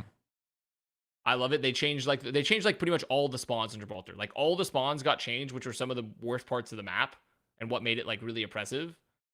So also another area exit, because this way if you get the forward spawn on set when True. you're defending second, you won't just get insta die. You won't just insta die. You'll actually be able to rotate out. Yeah, I know. Also, you can teleport too. You could teleport as well, but like This you know, change gives you is more the biggest change. Healers don't have to no Big longer go through the doors. small doorway. Yeah. Oh, and they're also angled like this, so you don't have to Yes. walk into their sight lines. Exactly. Oh my god, it's so and there's much a better. box. There's a box on that high ground too, so So it how- stops you from getting rolled when you walk Question: through that how other does this affect our map tier list now? I think this affects it heavily, depending on how this. We haven't seen it get played significantly, but this could affect it heavily. If Gibraltar second is this vastly improved, Gibraltar shoots up like massively on the tier list. I've played it. I think it's quite good. Point 2 did not feel as bad. Not feel nearly as bad as it did. I think if they fix point, because point 2 to me is just the worst part of the map by far. Like if point 2 is Yes, it fixed, is. then like it shoots up drastically, so drastically. New weather kind of wicked too. It feels cool. Yeah, weather's nice. Like weather. I like that's weather too. Sorry, I didn't want to be a Debbie Downer there. I didn't want to be a Debbie Downer and just like, we can't talk about the map changes, but there, for the people who are listening and are unaware, there have been intense talks for like half a year in our Discord that we need to keep episodes at 2 hours, and we're about at 1 hour 45 minutes, and we haven't touched an hour. So there's a time issue. We'll zoom Time in. to talk We'll about zoom Overwatch in. League. We'll zoom.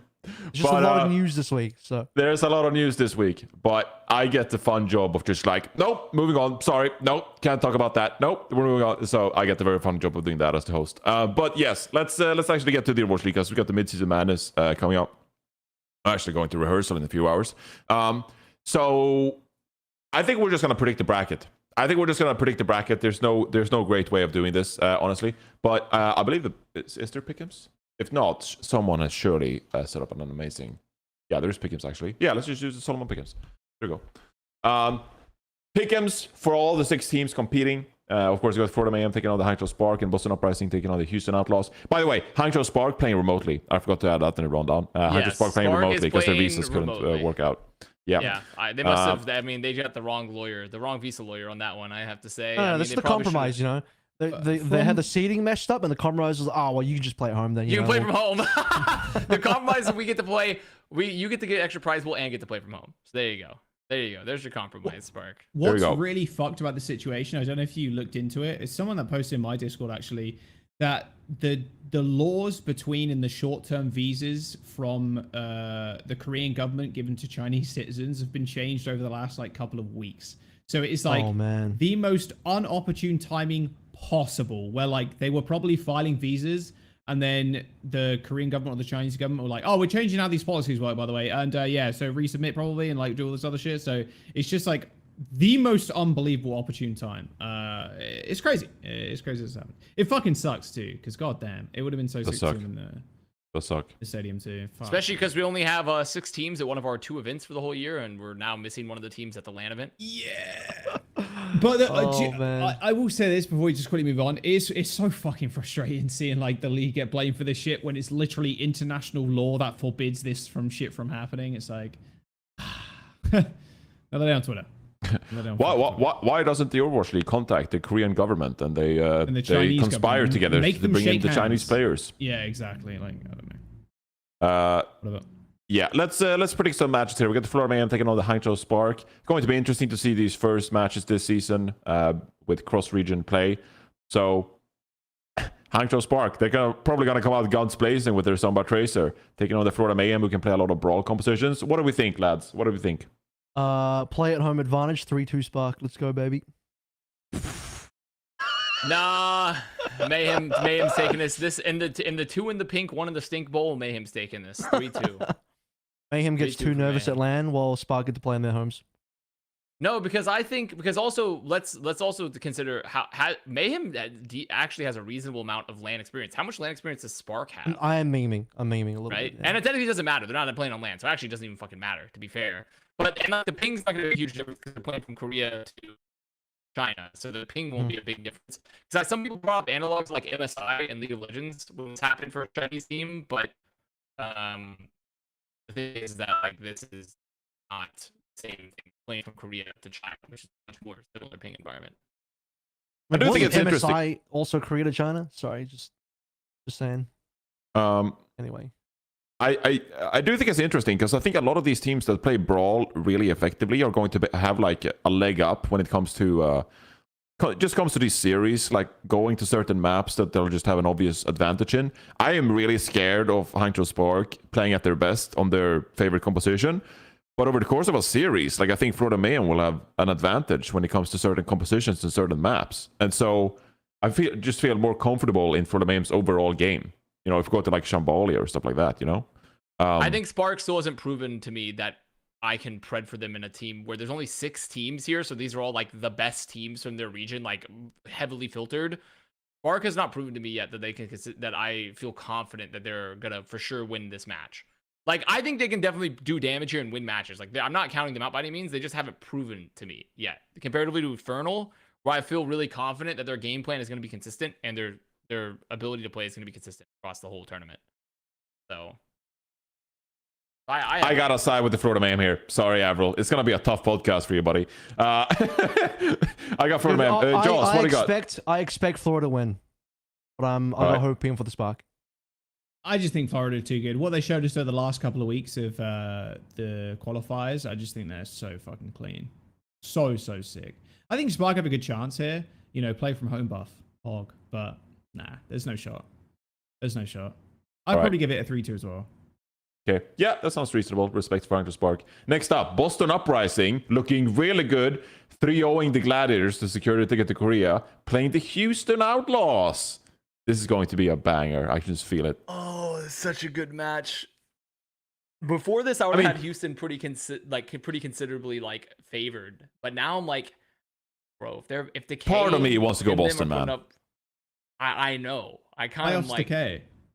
Decay, if they're putting Decay with this level performance and Twilight putting up like literally MVP level Ana performances, Yeah. like that is like They repeat that shit, I think they take over Outlaws for it's sure. so hard. Smurf's looking really, really good too. Like the coordination between him and Decay, like he saw it, like he's like,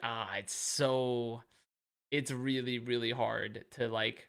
But I think overall, I'm still gonna give it to Houston. I think I'm That is the still safe gonna give it take. to Houston. So true, Boston. That That is is the safe take. Yeah. That's crazy. Boston. I think Boston win that, personally. Oh Yeah, yeah, you are a Boston fan. They are too good. If Decay is like playoff Decay, I just don't think the Houston Outlaws can take it down. I'd have a 3-2 sure, but I have a 3-2 Boston. Hands down. I think this is Averill? I think this is their time. Gigabangers? Yeah. I'm so tempted to go Boston. So I just think they're on the upswing. Yeah. I feel like They they're on the are upswing. right. They're looking They really are. good. They are looking fucking good. But I'm not able to doubt Houston yet. Still, when they've been so consistently amazing, and All like right. the meta is still really good for them. So Let's have this conversation while we still have the chance. Do you guys just want to take some flyers in this bracket, or do you want to go super safe? Because I'm willing to take a flyer on Boston, but it's gonna mess up our bracket. It's gonna mess up our bracket. Because Houston is the safer, mild, upvoted. I just reasonable don't see, Andy. I don't, because the thing about Boston is that comparatively, like, can we look at like, let me go back and remember all the games that they played. Like for Boston, most recently played Glads, right? And they looked really, really The good 3-0'd. Yeah, during it. they look 3-0'd during it. amazing. Super But good. like, they also additionally, they were playing. I'm trying, dude. I'm gonna be honest. I hate having to look at the new Overwatch League format for the matches. Over.gg. I was looking. Rest in Overwatch is not pepperonis. updated. It's fucking. Oh yeah. Okay, Oh yeah, Yeah. it's Dunzo, Rip. isn't it? Yeah. Someone revive it. Where's my mouse just die? Unlucky. My mouse just died. If we just want to go Boston, it'd be funny. Let's It'd be do funny it. if we It just would went be. It Boston. would be funny. I'm not agreeing with that take, but I mean, it's 3-1, so you guys win.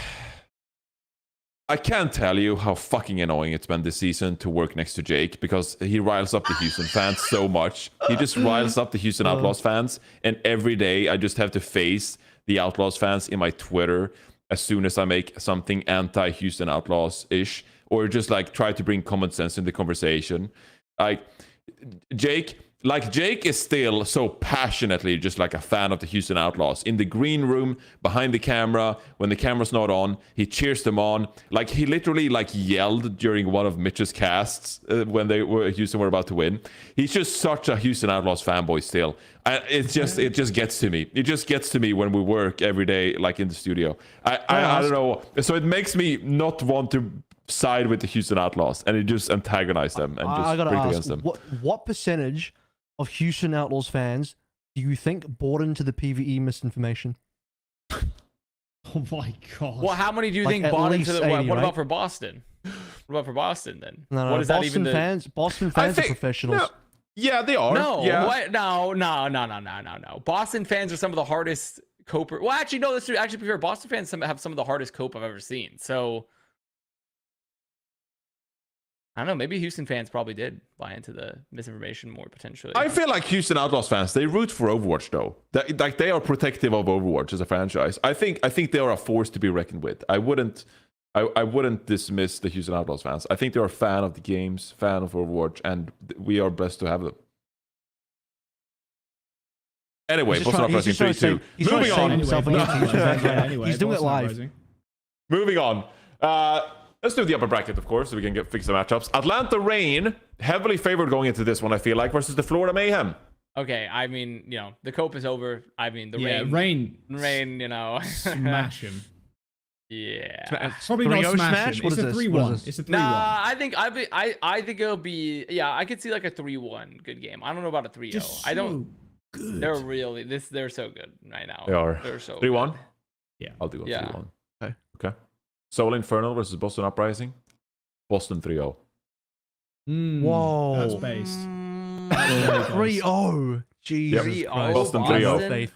Boston 3-0. Man, this guy doesn't. I don't know actually. I kind of. This is a tough one. This is actually a tough one. I think Infernal is like the real deal.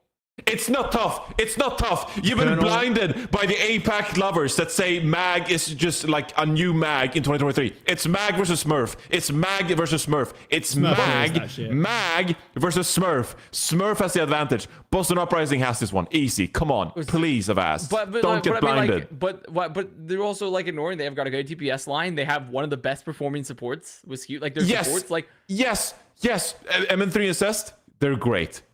I know, is amazing. But the K and Birdring are on form. Like they're primed. Game. I don't know. They're actually all right. don't. They're all right. It's Legion going Izayaki and Twilight. Come on, it's a class difference. It's a class difference. It really is. I think I believe I like Boston's roster more. I think it's a 3-2 Boston. I think it's a 3-2. I think this will be close. I could see Infernal potentially winning. Oh yeah, I think Infernal are a real dark horse of this tournament. Like for real. I think they're gonna bomb out. There you go, AVRL. I think Soul Inferno are gonna bomb out this tournament. That's they'll just lose to the Spark next and bomb out. Yeah, no, Infernal. That's my take. That's my take. The Spark and Soul Spark, Infernal. Though. No, Infernal will definitely beat. Infernal will beat Spark. Guys. Guy with Philadelphia Eagles icon in chat. Infernal being slept on. Wow, that's unpredictable. Wow, a Philadelphia fan. Wow. They have to come second to fulfill the prophecy. They have to come second. Yeah, that is. No, they're gonna bomb out. Sorry. It's going to be an Infernal Atlanta Reign finals. That's what I'm saying. It's not. I don't think they're going to bomb out. I don't think they will. Sorry. I could see Infernal making it. I could see Infernal making it to the finals. I could see it. I don't know if I have them as high as Boston Soul for me, but I definitely. No, there's no way. Are you kidding? I think I'm gonna put in. This is gonna be my like. There's gonna be like a hard copium moment, but I'm gonna give. I think Mayhem's they're on their friendship buff arc right now. I could see Mayhem beating Houston in a lower bracket and a gigabanger map 5. Holy no, you guys are just unbelievable. What would be the Jake live reaction to that? I'd love to see it actually. Couldn't predict. See, now Johnny's on board. I am on board. All I had to do was say the correct words. But the annoying thing is that it's gone so well for the Houston Outlaws this year, so you can't bet against them. I think that is off. I think spreading Mayhem over Outlaws is off the goop. And also, I'm just coping because realistically, if I'm being honest, it should be Outlaw. Outlaws probably should be win that match. It should be Outlaws. Outlaws should win that match. It should be Outlaws. Outlaws should win that match. It should be like a 3. I could still see it being a map 5, but I'm more than likely going to be like a 3. I'll give you a map 5, but let's just go with Outlaws. Give me a map 5. Yeah. Give me a map 5. We forgot to mention the fact that Hangzhou Spark are going to beat Infernal. They're not. Really? They're not going to do that. There's no way. Spark are going to lose. I could see this could be an APAC Classic where Spark's going to they'll have a great upper bracket one and they'll do like 3-1 by Infernal. I think they'll get like an APAC Classic. You mean when they reverse sweep teams? Hangzhou Spark reverse sweeping Soul Infernal 3-2 Spark. Dude, it's gonna be a repeat of last year's mid-season where Spark looked like really good and they just lose to Infernal or Philly. Nah, they're gonna lose to Infernal. I don't believe in Spark. I don't believe in Spark. I believe in Infernal. I don't believe in Spark. I believe that Spark can't believe you guys. Has a greater peak, but I think Soul Infernal are the way more consistent team. So I don't. Yeah, but it's a shitty consistent. They're not. They're really not though. I am full of villain arc in this bracket. I don't think Inferno will do good. I think Spark is. I mean, what does Jack say? No, Inferno win that. 100%. Okay, there we go. It should be like a 3-1 though. Give Spark some credit. It should be like a 3-1. Before these Plat Chat episodes, I'm going to go in the fucking Chinese forums and just rally up the fans and tell them to join the YouTube chat so they can even out the infernal feeling bias in our chat. They literally can't. No, just spam a bunch of like. You know what? They will be in the Billy comments after when this video gets uploaded to Billy. So is Overwatch 2 of us, but here we are, Hangzhou Spark playing from home. So true. So true.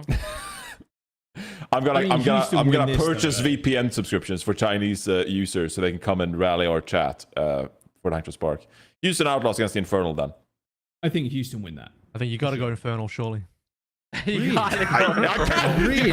What kind of crack are you on? You just yanked out your mic cord, Johnny. You can't even hear you anymore.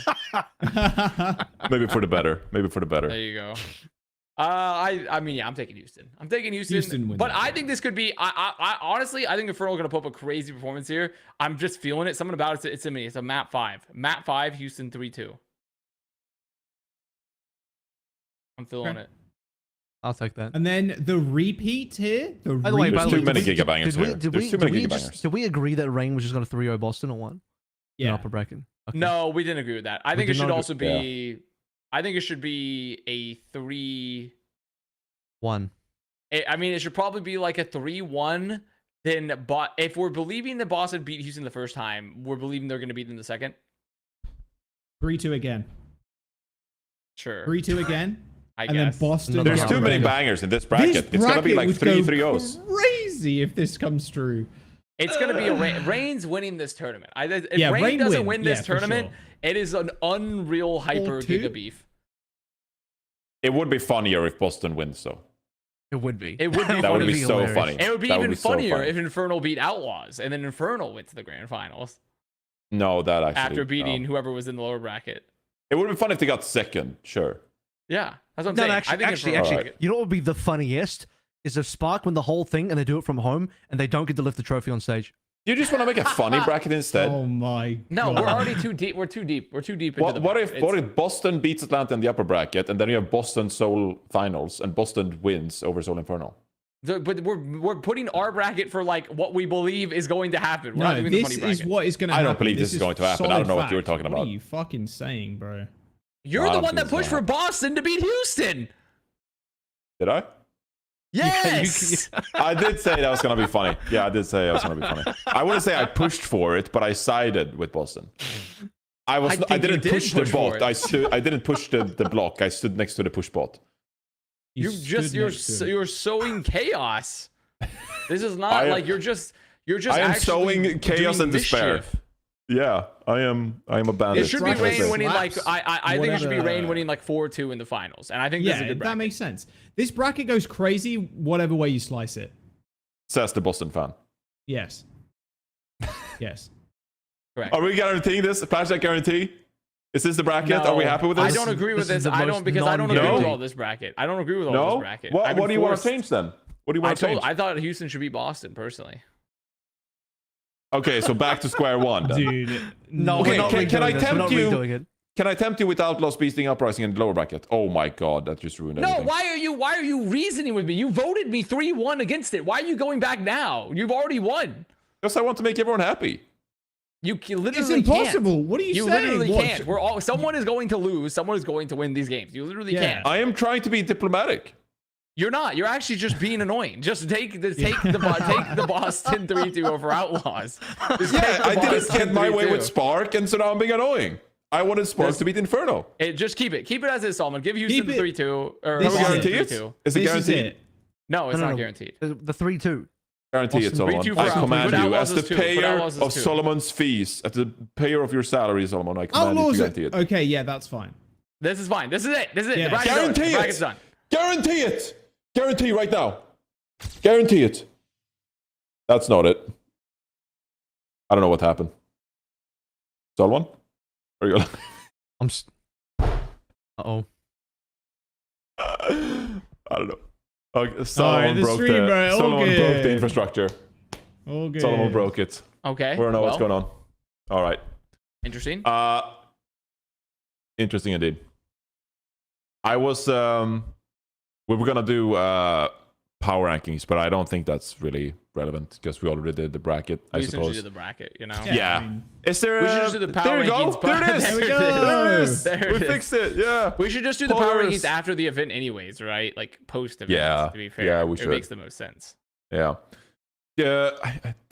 That being said, we didn't really spend a lot of time on Midseason Madness. Is there anything else you guys got on your chest when it comes to the Midseason Madness? Anything else you have on your chest? Are you looking forward to it? Are you excited? So Is I there got anything that's something. I good, got something. bad? It's Format. It's mathematically don't get started on the format. It's mathematically impossible for APAC to come last twice because of the way the bracket's laid out. Yep. So fuck you, facts, haters. actually, kind of facts. Fuck you. There we go. That's big. That's big. Oh, I'm yeah. glad. That's actually crazy. A win for APAC. Guaranteed. Guaranteed. Now that's a PLATCHAT guarantee. Like that. I mean, I was gonna complain about the format, but then they also like, you know, that it's most of the format leading into this event and not so anything else. Like it's a real LAN event. They also they added prize money to go into because like we talked about this later, but like Oh my so I God, don't yeah. really have any big big concerns about midseason match right now, other than the fact that there's too little events and it's too small of a tournament. That's it. That's my biggest thing. Too small of a tournament, too little events. But right now, they fixed the other issues. I am going to open myself up for ridicule here. I legitimately, in my Google Calendar, had a broadcast day scheduled for Sunday this entire time, and I didn't realize the event was only 3 days. It's short, isn't it? It's really 3 short. days. Are you kidding me? The second biggest playoff tournament in Overwatch this calendar year is 3 days? I mean, I can understand why. It's probably because it costs a lot to run lands, and if you Come on! But This is a joke. But it is the mid-season madness tournament, so it's like should be weird. longer. It feels weird from a caster perspective too, because me and Scott are doing 1 day. So we're doing games 2 and 3. Yeah, 2 we're all and doing 3 1 day. Every Friday. pair is only doing 1 day, right? Pretty sure. And also, none of the Mitch and casters Mal. are going to the venue, correct? Correct. So Seth it's lives in like, Korea. So. yeah, like, so I mean, like, this is, I mean, honestly, like, once again, like, a lot of it's not like, but like, it's really, realistically, when we compare it to what happening right now in Valorant with fucking Masters Tokyo, which is banging out of control event, this event is dog shit comparatively. It's dog shit, and like, that's really it's just like, it's not going to be a bad event to watch. It'll be fun. They've added prize money to it. It's gonna be good games. It's gonna be a real LAN venue, but no casters in the venue. 3 days long, 6 teams. One of the teams can't even make it to the event because of visa problems, but that's not the league's fault. That's, other issues. Like, pain. Unreal pain. And it's one of 2 events the whole year. Unreal pain. Unreal fucking pain. Like, I also saw Yiska complaining about, like, some of the midseason, because they did that midseason madness, like, one more thing promo of like, we don't have any content with the players. Well, I do have an authority that they are doing content days to the players in Korea, but they just couldn't do anything beforehand. So like, if they want to release, so this is just an issue of like timing and scheduling and such. And I'm gonna bring up one other thing, just because Seth is not here to mold about it, so I'll do it on his behalf. But the timing, the scheduling of the tournament, not great. It's like in the AM for Korean fans live. So if you imagine you're actually in venue, yes, the games are starting in the morning. Yeah, it's like 10 a.m. It's like 10 something a.m. And also the venue is 40 minutes away from Seoul. So it's 40 minutes away from Seoul. Those crowd shots gonna be. What is the broadcast time for Masters Tokyo right now for the local Japanese fans to show up in the venue? At night, right? Evening night. I mean, the crowd's been really good. So. No, when did they go live? 7 p.m. PST time in Tokyo. Is it 7 p.m. PST? 8. Don't they start around like noon too? Noon in Tokyo? 1 second. I'm telling you right now. So they're starting about noon. Yeah. Noonish. Dude, I'll take noon, but we're starting. Noon is far better. Noon is far better than 10 a.m. We're starting in the morning. Noon is far better than 10 a.m. And also it's like, but also Master Tokyo is also not really, it's also kind of far away from Tokyo. It's like really 30, 40 minutes away. Someone showed a map. Like it's not like directly in the heart of Tokyo, but like it's still like in one of the, it's still like we're starting 10 a.m. in Korea at a venue that's not in like really, it's not like super accessible. It's still accessible obviously, but it's not like in Seoul proper. So, because also Tokyo is a much bigger metropolis, which I'm sure is like theoretically more connected, while Seoul, it's like it's super interconnected in Seoul. But if you go really outside of Seoul, like you probably have to take like taxis or buses, and not so much you can't take the trains. I just feel bad for the Korean fans, man, because like they get a LAN and it's just like, I don't know, it's a small tournament, 1 week, and maybe I can understand why it's only 1 week and 3 days, because it probably costs a lot of money to run these events, which I understand. Yeah, remember. You've also got to remember how much money Wright is spending on like the event in Turkey and the event in Japan. It's like some the budget is out of control. The budget's out of control. Yes. Fucking control. It's like the budget's out of control. That's the other thing. If the Overwatch League also had that budget, we would also be doing the same level of event probably, right? I mean, it does suck. I agree, and like in comparison, but like I feel like we've lived with these comparisons since Valorant came out, but that's just how it is. Wait, one thing that could be changed regardless of budget is the scheduling, so I'll sit on that one. Yeah, the scheduling is kind of meh. Also, you know what else could be changed is you could still just have online tournaments at least. You could, that doesn't cost. If it costs money, let's run an amazing tournament online. So would you actually rather have online? No way. I would rather have a nice stage Or tournament at the tournaments? end still. I Like would we still had rather last have an year. online, like some online tournaments to supplement the year than no tournaments at all. I still rather. Yeah, so like you'd have like, 4 on top of stages and the mid-season. So let's say you can you can have one mid-season LAN event. That's still Like, let's better give us than the some format that online we have. tournaments, like supplementary online tournaments Right. in addition to this. You know? Yeah, that would still be That- far that- superior yeah. to what we have. So Yeah. But yeah. Also to the Yiska thing about having like player team content. Get the tweet out It's- for Solomon. Hang on. Yeah, you gotta show a tweet. Look, I actually agree with Jaws. I think the intro is fire. It's an amazing job no, by there's the nothing video wrong producers. with the and, it's intro. really good. It's also they just don't Yeah, have yeah, as much player content. Yeah, I'm so. just giving the prelude, you know, of Avast. So they, I don't know if that's the correct word, but I'm just giving like, you know, for like, I don't want to throw shit at the video. I think it's a great video, but Yiska was making the point that, you know, similarly to Valorant, for example, and Riot, they shift a lot of their content focus onto the players, onto the teams to build stories, narratives, build stars, and all that stuff. And we don't really do that to the same degree. Like, we really should just find a way to get all the players, the teams, into the same location at some point in the season, so you can actually just like load up on this kind of content and record this in advance. Like the playoffs was awesome for that, like the playoffs last year, because you got all the teams in one single place. You really should do like a preseason event where you fly in teams to a single location and then just shoot content for the rest of the year. I'm sorry, No, that's players. not good. It's not good. I don't like No, that. No, I hate that. Media, you because hate the that. thing is you need They no, I need hate to that. get the players in the same room. It's not so much that. It's more so the reason that the Valorant content model works so much better is that they're continuously capturing content throughout the season, and it's like dynamic and evolving based off the team circumstances and the events they're at.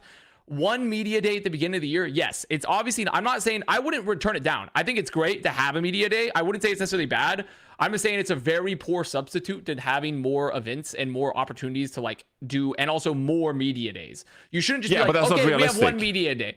I mean, it's not, it's realistically, it is slightly unrealistic. And I do agree, like it's a budget issue, because also that's the other thing that I think Yiska's tweet somewhat misses is that the amount of effort that Valorant puts into money wise, and like the amount of, they also have a ridiculous amount of staff. Like they have like Valorant, like the VCT has dedicated producers and writers for building content like full time, and they go and travel and go to all the events and stuff, and they're running all these events to do it. Additionally, it's a team investment thing too, because Overwatch League asks for deliverables from teams, but like the thing is, a lot of teams have no staff.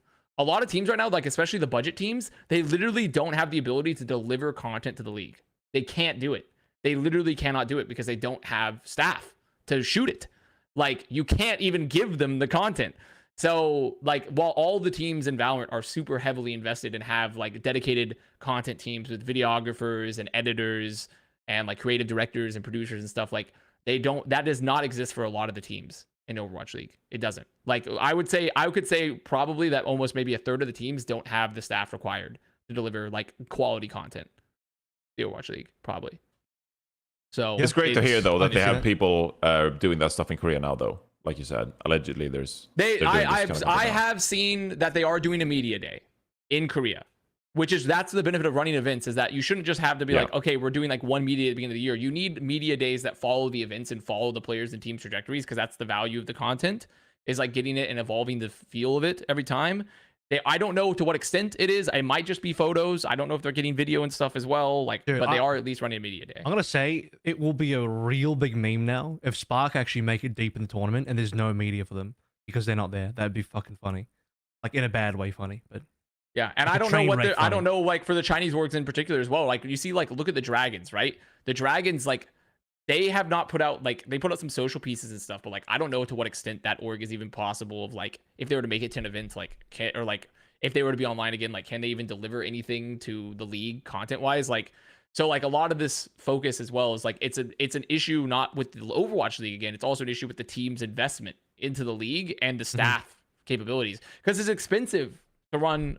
So like it's mildly expensive to like, even just with bare bones, you need like someone directing the content, you need a videographer, and you need an editor. Those are like the three most basic things you must have to deliver content typically, or unless you get like a videographer that also edits, or like maybe like editor is kind of like, you know, there's some flex roles in there theoretically, but like it's tough to deliver quality, consistent content on a deliverable schedule to League 2 without the staff. So, which means the league potentially has to take more of that slack up, but that's just more cost for the league on budget they might not have, right? So on events they're not running. So even if you do a media day, also because like imagine if we do a media day, Johnny, at the beginning of the year, and then like because of the Overwatch League, comparatively to Valorant, like the VCT rosters are much more static than Overwatch League comparatively. Though this year I wouldn't say there's been a lot of movement. Honestly, there hasn't been like a ton of movement, but there's still been a decent amount. Like because like Dynasty picked up players and stuff like that. Like so like what happens if you do a media day and then like half the player because like Overwatch League turnover is so high, like a bunch of that media is fucking worthless by the time you get to Midseason Madness, right? Because like those players aren't even on the teams anymore. That would suck, yes. Exactly. So that's the other problem with doing like a single media day for the whole year. It doesn't really make any sense. I just know that we won't have repeated LAN events and get people in the same room, and it sucks that we don't have that content. It's so like I'm trying to think of alternate solutions, and that was the best I could think of. There's no easy, cost-effective way because the next best way is you send a videographer, you send like a content team to all the teams from the league to capture stuff, but like that's ridiculously expensive. But like, is that less expensive than maybe running an LAN event? Like, I don't know. I'm not running their budgets, but like, is reducing their LAN events, was their budget to potentially send out Overwatch League content teams to go do media days with all the teams? I guess. Or to like hire contractors locally, not even have to send them out, but like to hire contractors locally to do it. Like, I don't know. But like, still though, like there are options. the like for example, like the Korean YouTube channel content is like amazing because when they had like Philadelphia Fusion and Seoul Dynasty sit in the same room and you had like the players interacting. Yeah, and because stuff like but that. they're in the city. You're not even getting that at that point. So yeah, it just sucks we don't have that. Like. Those content pieces are amazing, and we don't have. I mean, theoretically, the easiest way to solve that as well would be to force all the Overwatch League teams to go back to a hub. So, like, you have all the teams in Asia at one city, and all the teams in North America in one city, and then you have much more easier access to doing media days. But you know, that's a whole other discussion, right? And a lot of teams don't want to like relocate again or spend that money to relocate. Depending, some teams maybe would be okay with it, but like some teams maybe wouldn't. So, yeah. Yep. Okay. Yeah, it's an ongoing conversation, and there's no great answer. So it's kind of frustrating to have the conversation. But here we go. We tried to touch on it. All right. Anyway, the Midseason Madness is gonna bang. I have full confidence that this bracket's gonna bang. I think it'll be a good event. I think it'll still be a great event. 6 great teams, double elimination bracket. What's not to love?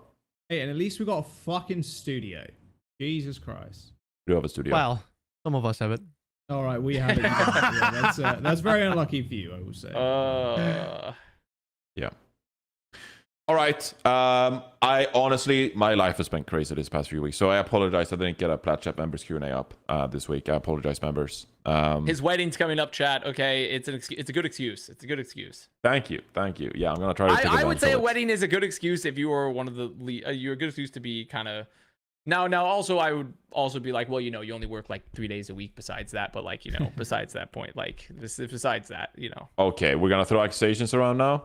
Okay, I appreciate that, Avast. Thank you. Yeah, let's just throw under the bus and then, you know, make sure to reverse over me and then drive over me one more time. Yeah, let's do that. Let's paint me as a lazy slob that doesn't do anything to the space. That's great right there.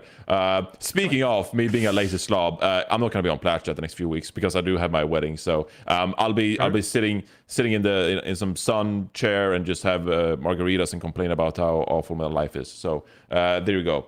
I'm gonna double down on that. But we do have Bren's Player of the Week though. We do have Bren's Player of the Week before we go. You could go a lot of directions in this one. If you want to ask one question real quick, Connor. Yeah, you can ask any questions you want. Has the APAC NA drama happened yet? The one you teased like weeks ago. Yeah, some of it has. Because we technically didn't cover any of the roster moves because we talked about Prophet got dropped. Because technically Prophet got dropped and Easyon got picked up. Okay, the little Prophet, Lil P. Let's be clear about which Prophet. Little P, I should say, got dropped and Easyon got picked up. Additionally, there's been there were some other moves that had happened. Right? Am I going crazy? I had to find it, but like yes, there were the Toronto Defiant moves. Oh, the Toronto Defiant moves, yes, yeah. So that wasn't the APAC drama, but it was tied into that a bit, but like it ended up not working out essentially. They went on vacation. Some of the moves have happened. Some has not. Still. Some of so there's more drama yet to come, is what you're saying.